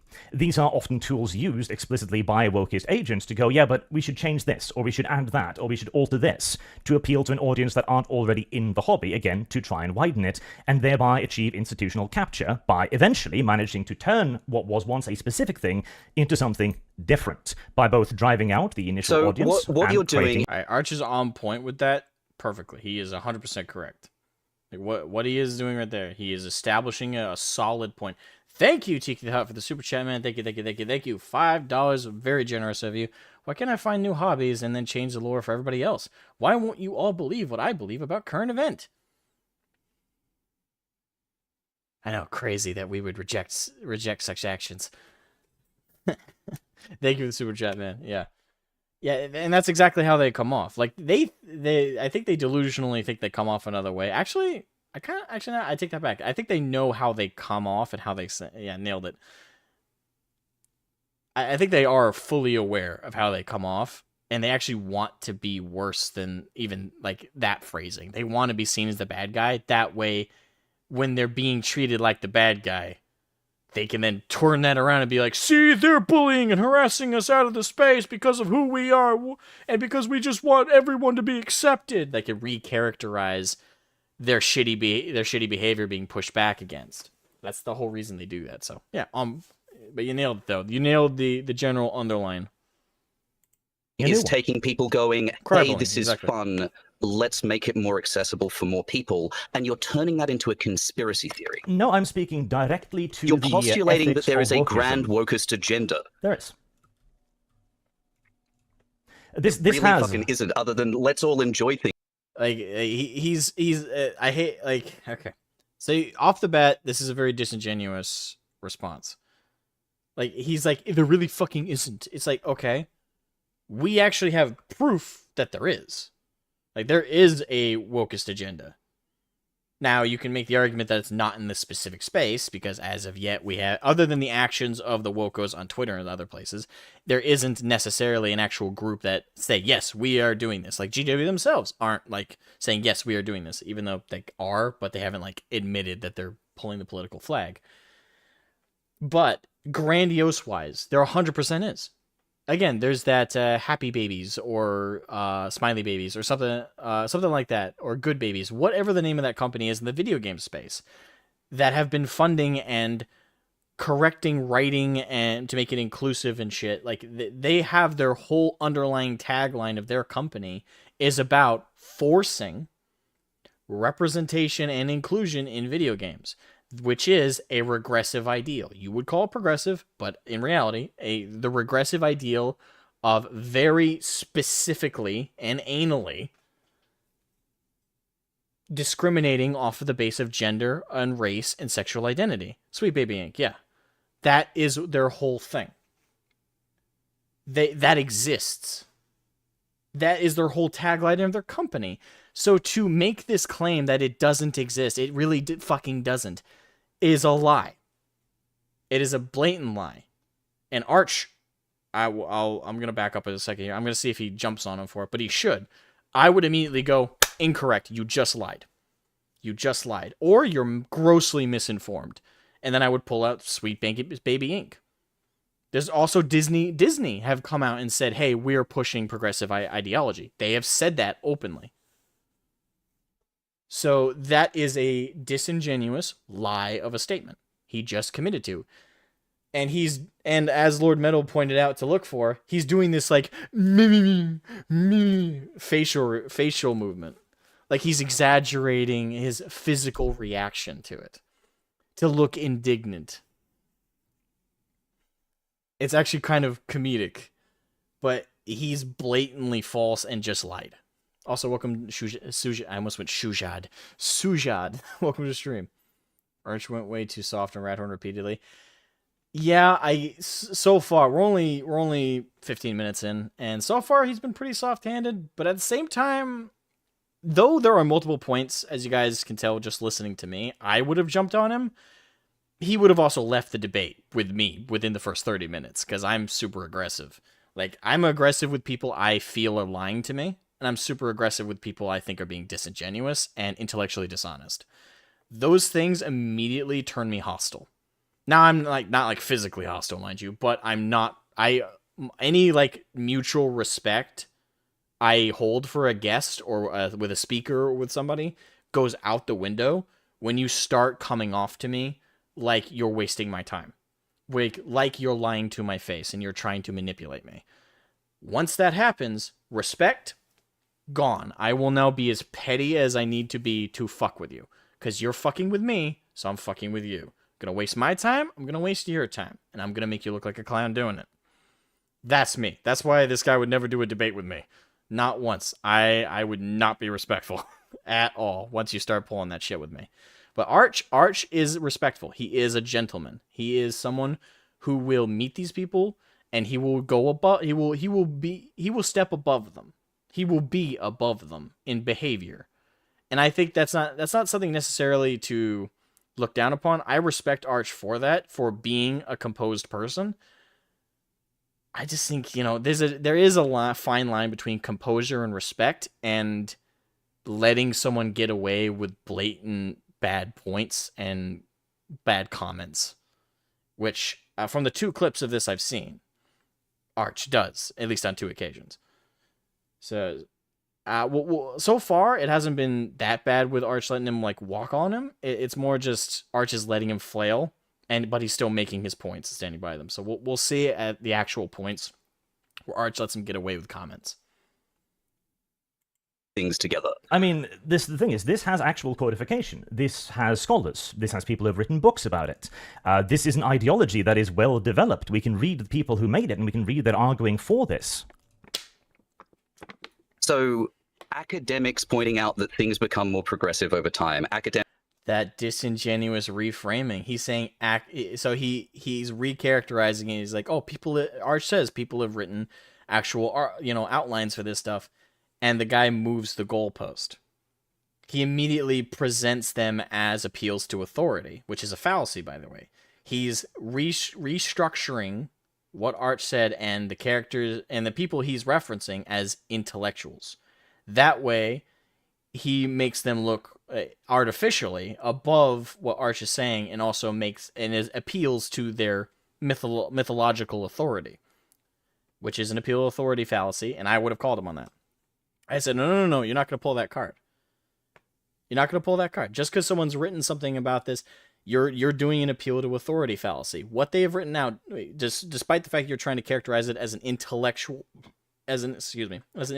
writing, regardless, the point is about the fact that they've written out this essential plan, this road system to implement woke ideology, regressive ideology. You are trying to shift. I'm not allowing you to. Stay on point. Again, this guy would never be in a debate with me. Academics saying, hey, it's good when things become more progressive over time. And generally it is. Yeah. And now I'm not saying that we should, whitewash 40K. The thing that's so wonderful, like one of the things that's so wonderful about it, is that everything and everyone is awful. It's the grimmest, darkest, shittiest possible future. You've got moments of like light and hope and fighting back against the darkness and the oppression, but that's what makes it great. And I haven't seen anyone trying to change that. Oh, I definitely have. I mean, hell, 40K has become... Whoa. So, one of three things then is my response to that. One, you're lying. Lord Melmassa, was I right? Yes, you're entirely right. But number one, Radhom, you're lying. Number one, that you claim you haven't seen that. Bullshit. Complete and utter horseshit, what you just said. So you're either lying, you're not on social media whatsoever, paying attention to the active discourse around these topics, or three, you are a blind, delusional motherfucker. You are so blind and delusional, you are recharacterizing and constituting these debates into something that isn't real. Anyone fighting back against the dark, shittiest possible future. You've got moments of like light and hope and fighting back against the darkness and the oppression, but that's what makes it great. And I haven't seen anyone trying to change that. Bullshit. Oh, I definitely have. I mean, hell, 40K has become significantly more light over the last few years anyway, so last decade or so. But to return to the bounding point here, like the underlying point, what you're talking about is making things more progressive. Well, this is a part of it. In fact, many of the scholars that talk about this often quote Marcuse. Liberating tolerance, then, would mean intolerance against movements from the right and tolerance of movements from the left, where the idea is we make everything more progressive until we arrive at the point where the only people being kept out are the right, whilst extending near limitless tolerance to the left. Exactly. So what we shouldn't be tolerating is basically bigotry and abuse. Yeah. That's what should be removed. And what is your definition of that? Is it perchance a left-wing definition? That is correct, Tiki, because they're all inclusive. Everybody is corruptible into the GNC cults. Also, welcome, Rebellious Red. Probably. Yes, precisely. Okay. How does introducing broader bases of characters? Wait, hold on. Did he respond to what Arch just said? Precisely. Perchance a left-wing definition. Removed. And what is your definition of that? Is it Yeah. That's what should be removed. And what is your definition of that? Is it perchance a left-wing definition? Probably. Yeah. Okay, I need to reprocess that. Let's go back a few more. So what we shouldn't be tolerating is basically bigotry and abuse. Define that. Because I bet you whatever definition you give me, I can flip it and show you a mirror to your party, your ideological group, and showcase areas where they have propagated those behaviors. Yeah. That's what should be removed. And what is your definition of that? Is it perchance a left-wing definition? Probably. Okay, so yeah, so I did. Okay, so what Arch means there is, by left-wing definition, is, and obviously I'm preaching to the crowd, but I'll say it anyway for anyone who may not get it. He's saying, like, from a left-wing definition, in other words, like when they talk about bigotry and harassment and like bad behaviors, he means anybody with a right-wing perspective. So if you see something with a conservative perspective, if you want something in a conservative point of view, or you are going at it with that, or you're just simply enjoying the hobby space, but whenever people get into these debates, you're mentioning right-wing beliefs. You might even do so civilly, but with a left-wing definition, that means automatically you would be considered a bigot. You would be considered discriminatory. You would be considered an other in the community, and thus would be worthy of extradition. You'd be someone that needs to be tossed out, cast aside, and alienated. That's what he throws at him. And Radholm didn't even debate that. He said, probably. Now, granted, that's not a very solid word, but he basically just agreed that, yes, I believe in extraditing and alienating people of a right-wing perspective because I think by default it is a bigoted point of view. It's not welcome. But my beliefs, my regressive beliefs, he would call them progressive. I'm calling them what they are. Regressive beliefs are welcome and should be propagated and should be welcome and allowed, even if you preach them hostilely, whereas a conservative might preach theirs respectfully. So that's what he's saying. And he doesn't even debate it. He straight, like, for me, that would have been the end of the debate. It's like, okay, you're a hypocrite. You believe in gatekeeping 100%, so we're not even debating that. Like, what's the point of the rest of this next 2 hours? The guy just admitted he's okay with gatekeeping 100%. And and also everything he might criticize Arch for, he does. He discriminates based on someone's belief system.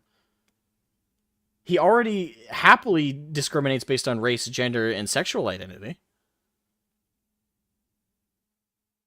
So like, off the bat right there, I'd be like, all right, there's no more to discuss. Like, we're not here to debate gatekeeping, clearly, because you're all for that. You're for gatekeeping. You might call it moderation because you don't like the term gatekeeping. It doesn't change the fact that you are for gatekeeping. You're playing mental gymnastics. You're being disingenuous, and you have pretzel logic. You're trying to dress it up and coat it in this idea, this fine, like, coat of glamour, of these millions of words and word salad. But when you really break down what you're saying, I'm okay with gatekeeping. I'm totally down for discrimination based on all the things I think discriminating is bad against. Hey, Bo, welcome to the stream. Hope you're doing fantastic, my man. Like you're everything you say Arch is. And you just said, yeah. Like, okay. But let's keep going. Yes, precisely. Okay. How does, like, so introducing, like, broader bases of characters isn't necessarily an ideological agenda. I think Aaron Dembski-Bowden, one of the Black Library authors, I'm sure you well know, made a post where he explained why he increased the representation in his books. It wasn't because of a political agenda, it's because it was unrealistic to not have that there. It was unrealistic to have so few women, to have such a predominantly white cast, because humanity is vast and varied and they would be present in those stories. Mm-hmm. Yeah, absolutely. But you remember the statement "Warhammer is for everyone" that DAW made a couple of years ago by now, right? They had a line in there saying, "We will continue to diversify the cast of characters." Warhammer is for everyone, but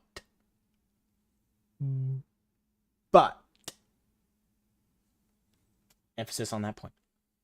We portray through miniatures, art, and storytelling, so everyone can find representation and heroes they can relate to.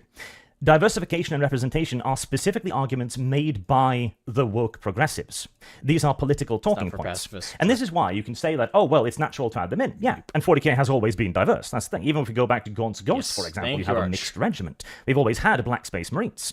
Increasing diversification in a universe that already has had it, as the God Emperor does not care what color the meat in the grinder is, because it is that dark of a universe, well, in that case, making that out as this explicit, specific point, it's difficult not to read that as a political appeal. Especially considering the circumstances surrounding that statement as well. What circumstances would those be? Oh, are you not aware of the Austrian painter? The Austrian painter was after the statement. Was he? I think that was you're before. referring For a second there, I was like, wait, Hitler? Why? No. He's yeah, okay. I remember the situation Garch is referencing. It's the Spanish guy. There was a It was a 40k tournament in Spain. The guy came dressed up as a SS officer. At least I think it was 40k. It might have been something else. But he came in dressed up as a SS officer, and nobody agreed to play him, and he ended up winning the tournament essentially because of that. Because everyone who refused to play him essentially by default, Black Templar player, I think. That'd be funny. The Austrian painter, actually, I'm curious if this guy will call him a fascist, because I don't think the guy was ever confirmed to be a fascist, was he? Like, he just went there dressed like that because he was trying to be provocative. He was trolling. That's what I remember the story being. But was he actually fascist? I still would have played against him. So would I. Here's my logic, right? If you hate fascists, I don't like fascism. I hate it. But again, like I said, I don't really care if you show up to a game, as long as you don't preach it at me. Now, some people would say, "Oh, the clothes he's wearing is preaching at you." Nah, for me, it's LARPing. It's cringy, but as long as he didn't say to me, "Hey, by the way, so do you believe that an authoritarian government should be controlling everything," or whatever he would say in Spanish, "goobly-googa," I'd be like, "No, stop talking to me about this. Get out." Stop. I'd be just as down to push that guy out as any of the wokos. Because again, my problem is the preaching. When you come into a space, you're allowed to have whatever beliefs you fucking want. The problem comes in when you start preaching, when you start telling people how to think, when you start changing things based on your ideology and your political beliefs. That is a problem. That is where I gatekeep. So if he started doing that across the table for me, I'd be like, get the fuck out. Get the fuck out. You're full of shit. But if he's just dressed like fucking a Nazi, even if he's dressed as Hitler himself, as long as he's just playing the game, I don't give a shit. I'll table him. I'll win the tournament. I don't care. I would have played him. And also, for the people who do vitriolic hate, even him dressed like that, right? You let him win? Wait a minute. I thought you hated fascism. Wouldn't that have been an awesome time to dunk on his ass? Play him. Kick his ass. Now, it still was expected to be respectful as a player to the point, where you don't necessarily need to shake his hand or anything, but be like, all right, good game, bye. Basic courtesy. Unless, again, he's doing the preachy shit. But I would have played him. And if I tabled his ass, I would have taken a fucking selfie. I would have been like, motherfucker, I kicked your ass. Fascists go home. Really? You let him win. You let him win. Even for your own, psycho, ideology. That doesn't make any sense. I don't know, but that's what he's referencing. Sorry to go on a tangent on that one. But. To the... no, you're referring to the fascist who went to the Spanish tournament. Again, was he actually one? I think he was. I think he was just LARPing. Wait, hold on. You think he was a fascist, or he was just LARPing? Because if he's just LARPing, it doesn't mean he's an actual fascist. He went to start shit. I would just tell him to close his mouth and play. Exactly. That's what you do. You say, hey, shut the fuck up. Play. Then table his ass. It's people are way too soft nowadays. I swear to God. A guy wearing an outfit really, tipped you over that bad, really? Yeah, but, not knowing if he actually was, they might explain it here, but not knowing if he actually was, he was just LARPing. You can't just say, "Oh, the fascist who win." Like, no. He was a troll. He was a troll. I haven't seen any evidence that he was an actual fascist. If he was, then I'll take that back. But to just refer to him factually as a fascist based off of a clothing shit, like, that's stupid. That's stupid. Well, Francoist, technically, but fair enough. Oh, Francoist.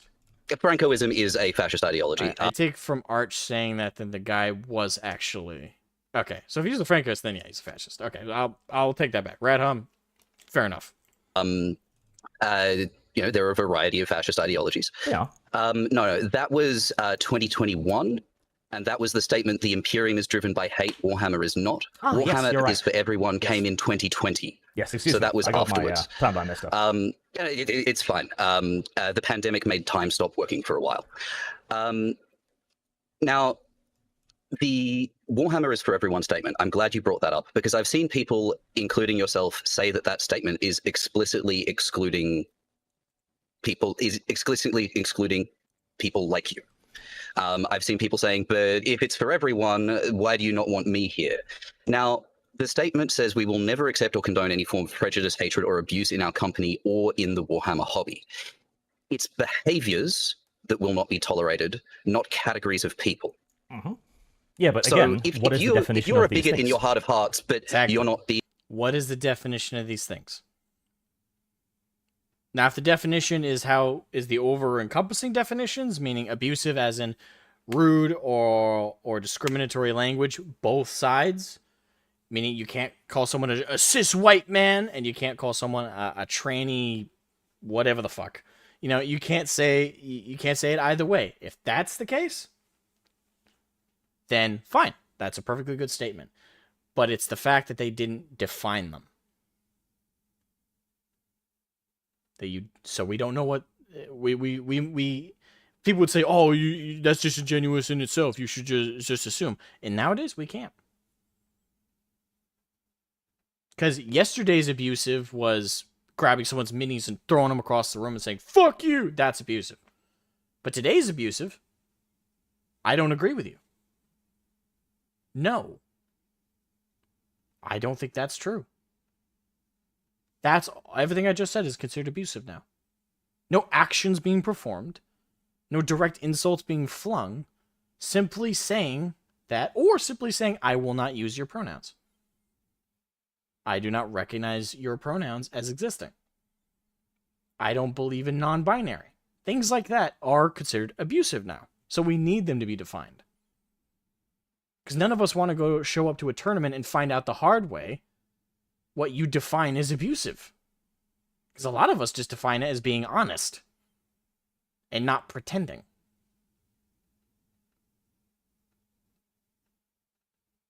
That's it.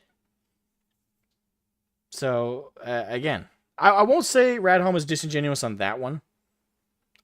I'm not going to give him it, but I'm not going to say he's disingenuous on how he sees that. He may not have just considered the fact that these terms don't mean what they did in yesteryear.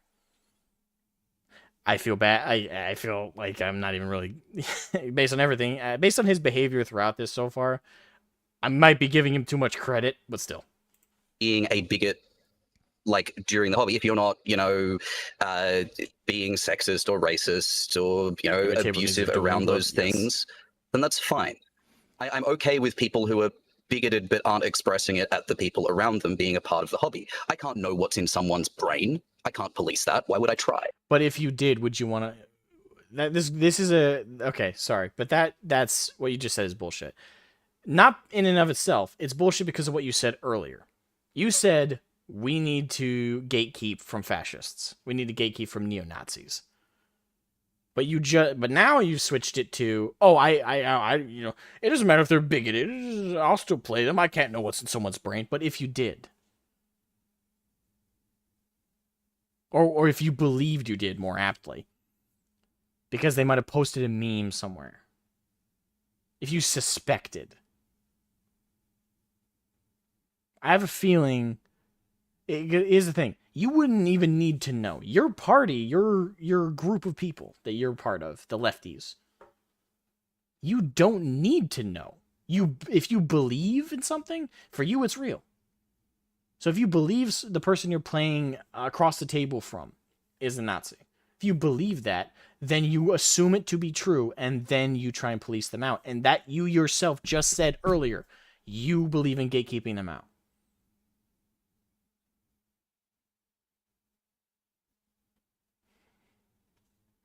So which is it? Is it a hardline gatekeep, or sorry, moderating them out of the space, if you suspect that? Or do you just not assume based on just really pathetic contextual information and still play them? Because as far as I'm concerned, you just contradicted yourself. Which is it? Specify.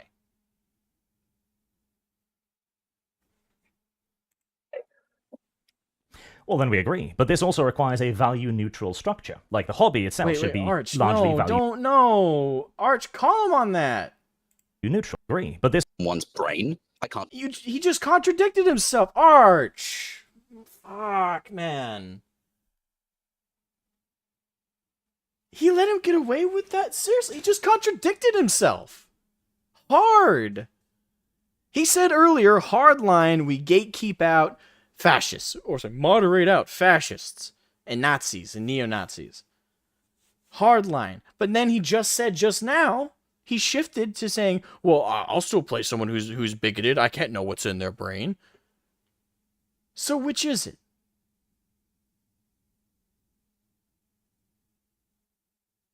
Don't let him walk with that line.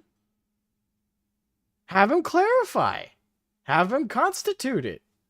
Have him he's a huge fan of requalifying shit. Have him qualify that crap. Fuck, man. Police that. Why would I try? Well, then we agree. But this also requires a value-neutral structure. Like the hobby itself should be largely value-neutral, in that any changes that is made in the... Again, I'd like to reiterate, I'm saying this in hindsight. I'm saying this watching the stream. I wasn't in the debate. And Arch is trying to be composed and respectful. But still, he contradicted himself like that.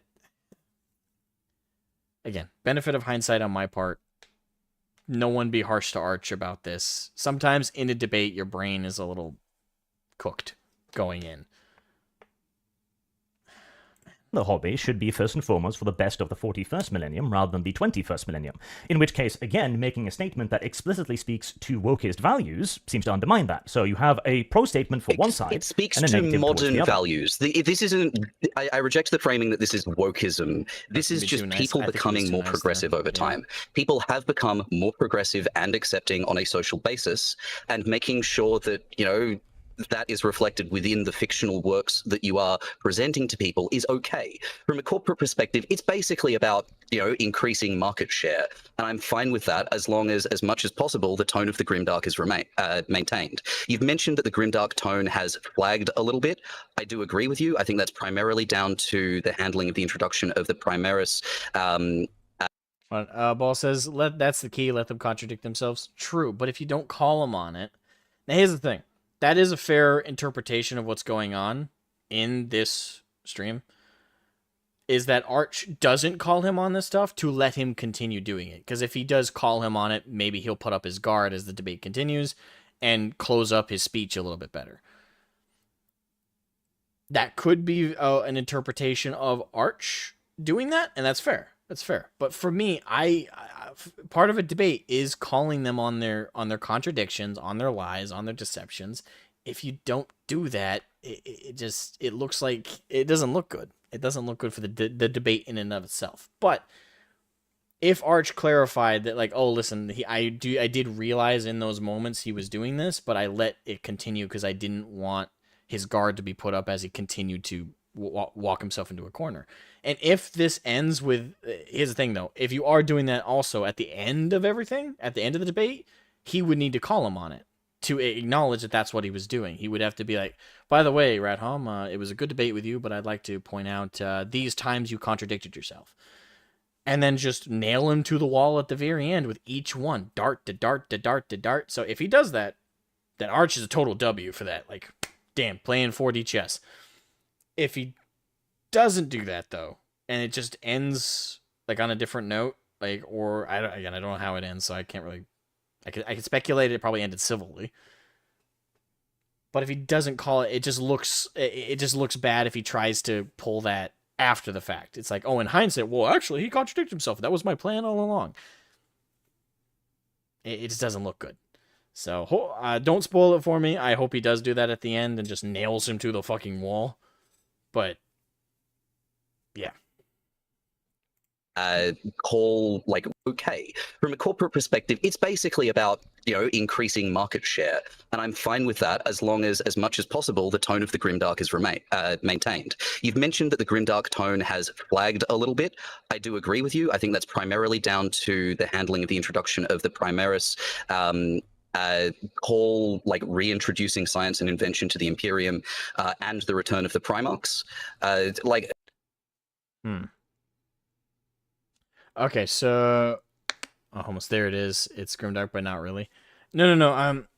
I'm actually gonna say that isn't a bingo, or that isn't a bingo point that Karn put, because by saying it like he did, he said, "I agree that it's less grimdark now." So by that virtue, he's acknowledging that it was grimdark previously. So not a bingo point. Good on him, actually, for that, if I'm understanding his phrasing just now. So he's not making the argument, like I predicted, that it was never grimdark. Good on him then. I to give him credit, that I'm happy he didn't pull that card. Like that feels more genuine. Doesn't undo all the disingenuous contradictions up to this point, but that right there, at least he's not trying to pull that BS of, oh, it was never grimdark. I've not seen it. Not something I watch normally. Yeah, fair enough. I'm going through it fresh now. Well, I've seen clips here and there, so I'm not entirely blind going in, but these things could be done well, but I think they've been mishandled a little bit, and there's a risk of going from grimdark through to noble dark. Now, on that point, you will find no disagreement from me. Cool. But we can go back to this idea, because I agree, dark. Society is becoming more progressive, but we can ask ourselves then, why is it becoming more progressive? Because it hasn't always been so. And it seems to me that this is because of a very clear and overt push. Again, back to Marcuse. We know there are scholars that are researching this. We know they've written books. We know their names. We know their agendas. They haven't been hiding any of this. And so when a company comes out with a statement that explicitly uses their language, that's not a coincidence. I reject that this is... So he... Okay, good on Arch for circling back to that. Because he's reintroducing it into the conversation, being like, okay, so with everything we just said, here's back to this. Acknowledge this point. He's gonna pivot, isn't he? From a clear and overt and coordinated push. The reason society is becoming more... He's not re-pivoting necessarily, but he's pivoting back to his previous point, despite all that's been said, that this isn't an organized thing, it's just happening, which is, again, bullshit. It's a lie. He's lying. No, let me finish. The reason that society is becoming more socially progressive is because more people are meeting and knowing people who are in the categories that were previously more or less universally despised and distrusted. I'll give him this on a small thing. I will agree that society is getting pushed in a progressive way because people are interacting with those of the progressive nature. But where I disagree is it's like, well, actually, let me finish. Let him finish phrasing it, because I'm about to put words in his mouth, potentially. We saw this happening through the 90s and the noughties with gay people. We're seeing it happen in the 2010s and the 2020s with trans people. There are studies that show that when people are around and get to know people of other ethnicities. Okay, so he is putting it the way I thought he would. So he's putting it to it's because of this mutual respectful interactions, and that's why people are turning progressive. He's mischaracterizing it. No, a lot of people, especially young people who are going woke, they're going woke because, yes, they are meeting progressive people, and those progressive people are attacking them. They're hostilely going after them. They're crusading upon them. Their religion of wokeism, their regressive ideologies. And young people who are very impressionable, who are very easily pushed around, are just trying to be nice and respectful to everyone because they were raised to by millennials and also the previous generation to be warm, be welcoming, be respectful to other people, and they're just trying to do that. They're trying to live their lives, and they're not trying to fight all that much. They just want to live and to exist. And so when they're bombarded with these people like, hey, this is this, and this, they're just completely harassed by it.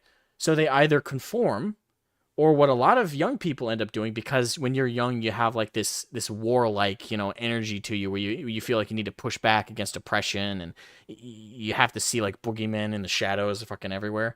And you need a cause to rally behind. They take advantage of that from young people, that fervor that young people have, and they direct it into the ideology. So they go from not just conforming to or just acquiescing to what the woke are doing, but they become the agents of it. So I think he's disingenuously phrasing it as, oh, they're just meeting progressive people and having this fun, respectful interactions, and that's leading to people becoming zealotous advocates.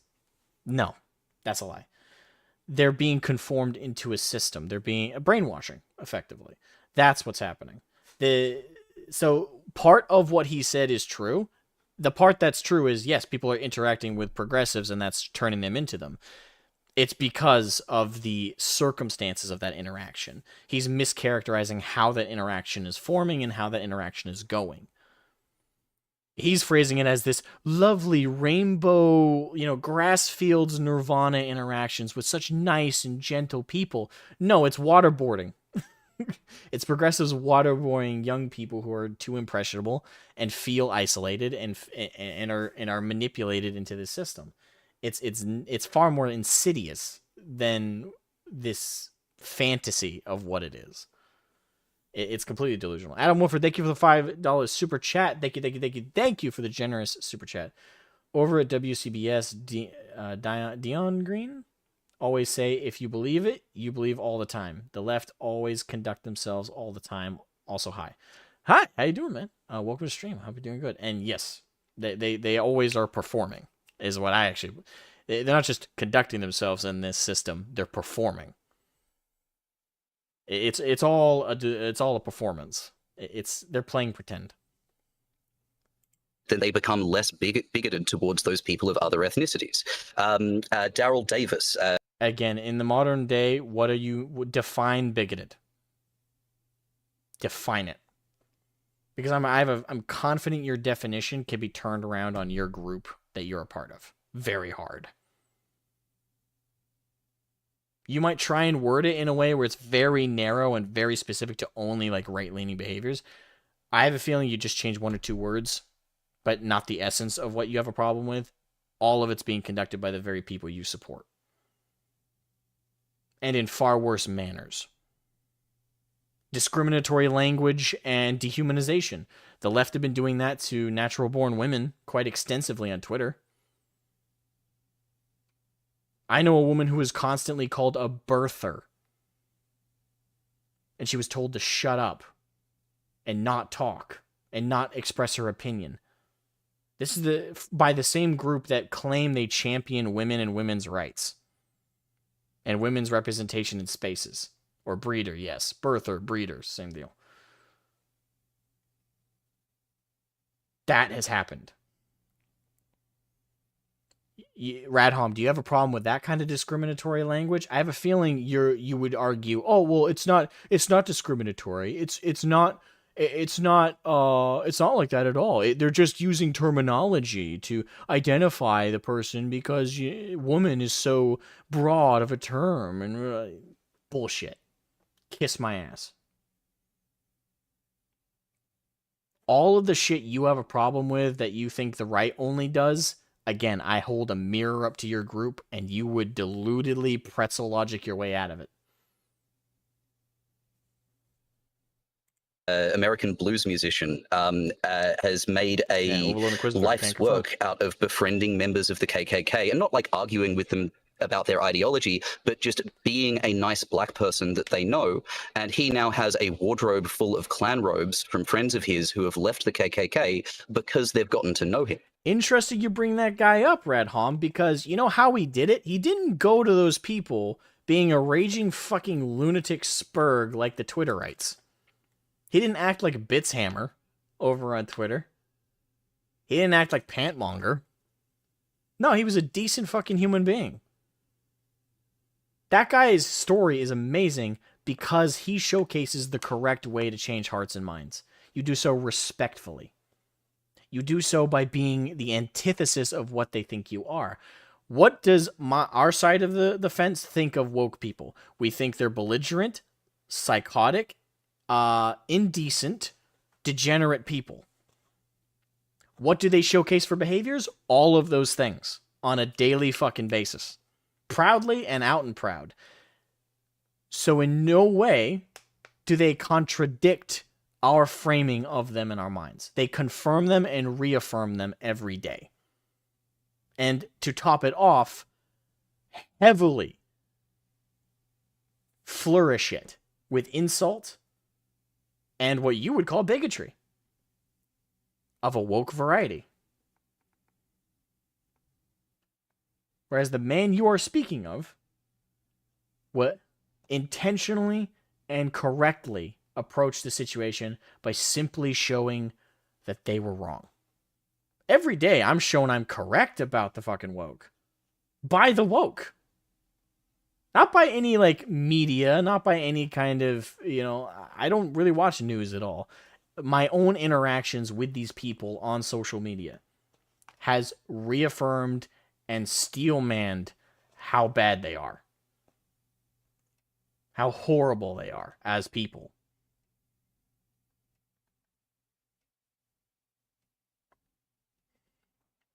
So I find it incredibly ironic that you're referencing such a great man, but you completely fail to grasp his teachings on how to change hearts and minds.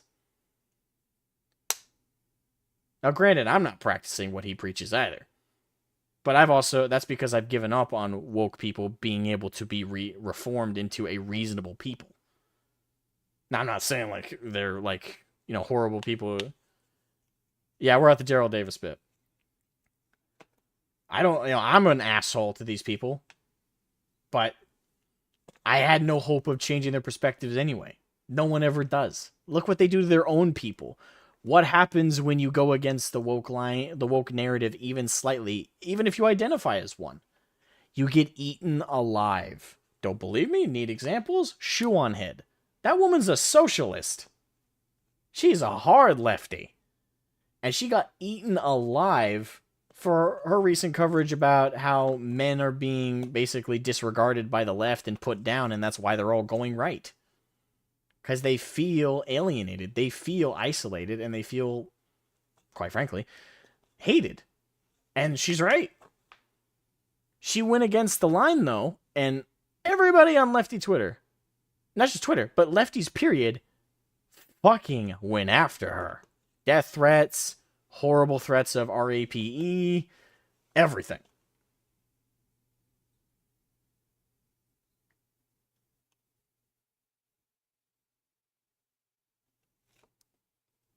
But you won't acknowledge that now, will you, Radhom? Again, this guy wouldn't be in a debate with me. I wouldn't let him get away with shit. This is another, this goes back to one of the reasons I'm against gatekeeping. I want as many, different kinds of people from different walks of life involved in hobbies. Now, granted, I'm saying that in hindsight. And fandoms, so people can get to know each other. Yeah, great. And that I'm entirely agree with you on. Because what I'm not trying to do, I'm not trying to gatekeep people. I don't care what color you are or what sexuality you are. Doesn't bother me in the slightest. I think Your that's disciples are, though. And there's Whoa. Again, what? Did he just say your disciple? Hold on. Doesn't bother me. Because what I'm not trying to do, I'm not trying to gatekeep people. I don't care what color you are or what sexuality you are. Doesn't bother me in the slightest. I think Your that's disciples are, though. And Arch, please tell me you held him to the fire for that. Your disciples. This guy is such a intellectually dishonest, but just generally dishonest person. He's so manipulative. He's so snake-tongued. His disciples. The reason he chose the language, that's intentional, by the way. That's not just flavoring of his wording. No. He intentionally chose the term disciple. Let me pull up the exact definition of disciple for a moment. Disciple. Disciple, a personal follower of a religion or faith, especially one, well, they reference the 12 apostles. Not necessarily. Another definition, a follower or student of a teacher, leader, or philosopher. Now, to be fair, follower is more accurate. But disciple, typically in the connotation it's used, is one used in the context of someone who is a student, someone who's learning from. Not just a fan, not just, a casual follower or someone who just enjoys something you make. No, a disciple, its connotation is far more serious. It's far more, in the case he's trying to imply, insidious. Because he's implying that what Arch is doing is like cult-like. So he has disciples like a cult. That's I would have held his fucking ass to the fire for that. Please, Arch, please tell me you held his ass to the fire. Again, Again, gatekeeping I'm as it not is going to currently answer existing for people online. who follow me in the same way that you might. You remember when you said you were keeping out the person who said they would find. Again, hindsight. I gotta keep in mind hindsight. To be fair, Arch probably didn't catch it, right? Like, I would have bit his ass off. Like, I would have said, hold on, shut up. No, stop talking. You just said my disciples. You chose that word intentionally. That is manipulative language. What do you mean? Wait, explain to me why you just used that word. I would have held his ass to the fire for that. Arch is letting it slide. Don't let it slide. It's manipulative language. Arch is not a good debater. No, hold on. I'm not going to make that claim. Okay, I'm not going to make that claim. Okay, I'm not. I think Arch is a good debater in good faith arguments and debates. Genuine debates, I think Arch would be one of the best debaters on a panel.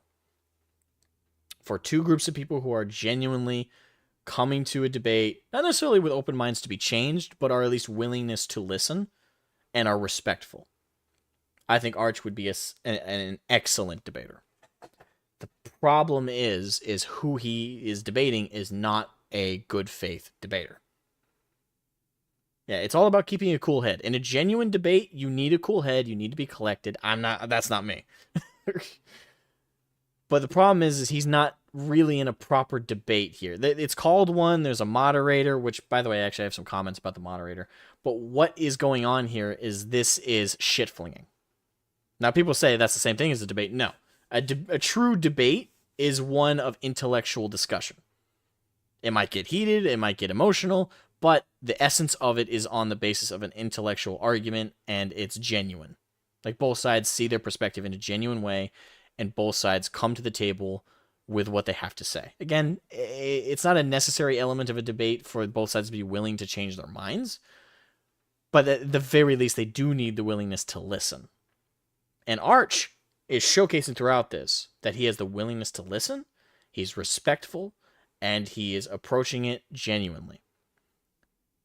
All of the problems that is coming with, though, are on the part of who he is debating. He is debating someone who is disingenuous, who contradicts themselves pretty proudly, and is...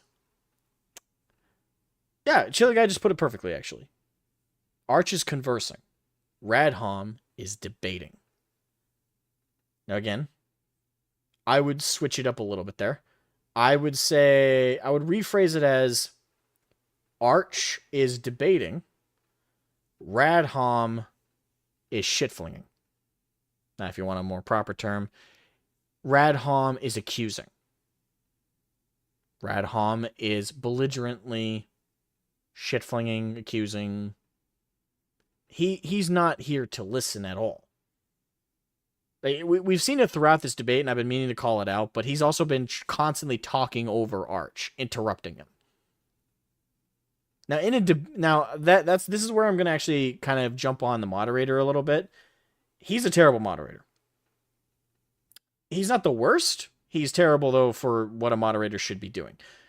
Whenever both participants of a debate start talking over each other, Now, even in genuine debates, that happens. But the whole point of a moderator is to remind the parties involved, hey, you're not here to shit fling. You're not here to be children and just start throwing accusations and acting a fool. You're here to debate. So, hold on. Take a pause. You go first. I'll allow you to finish. You don't talk until they're done. And I will tell the other party when they're going on too long and to allow you to speak. That is what a moderator should do when that starts happening. Now, he's been a good moderator in the sense that he is allowing them to hash things out, but he's doing it too much to the point where he's allowing them to talk over each other. He's allowing Radhom to completely walk over Arch in the actual verbal discussion. That is terrible. So he's not the worst moderator, but he might as well not be there. Like, the whole point of a moderator is to keep things civil and to keep things focused. And things are not focused and things are not civil when talking over people has begun. So, didn't even know there was a mod? Exactly. That's the problem. Now, again, a good mod doesn't interrupt and doesn't interject with their own thoughts, but at the same time, they also don't sit there and just let it all happen. He's looking like he's browsing like Twitter or Amazon or something while this is going on. He's not even really paying attention. So, this is not a good moderator. I would have probably moderated this better. Now, granted, it would have been hard for me to moderate it from the perspective of I would have constantly wanted to call Radhom out for the contradictions, for the BS, but as a moderator, that's not your job. It's the other party's job to catch those things and address them. It's your job to keep things civil, constructed, and focused. And this guy's doing a terrible job. So, yeah, this is good faith debater versus blood sports debater. Yeah, and again, debating. Genuine debates are actually quite civil. The modern usage of debate is just turned into I'm right. See, I'm right. I'm right. I'm telling you, I'm right. I'm right. Sorry, you say something? No, I'm right. I'm right. That's modern debating. And that's what Radhom is doing. Eye upon me. Well, it's the same thing. Yeah. We can argue about principles instead. That seems far more productive. Sure, but we do also need to talk about the end results of things. I'll do my best not to lay the blame for these people's actions at your feet, even though I do think that you could be a lot better with your rhetoric and how you approach these things.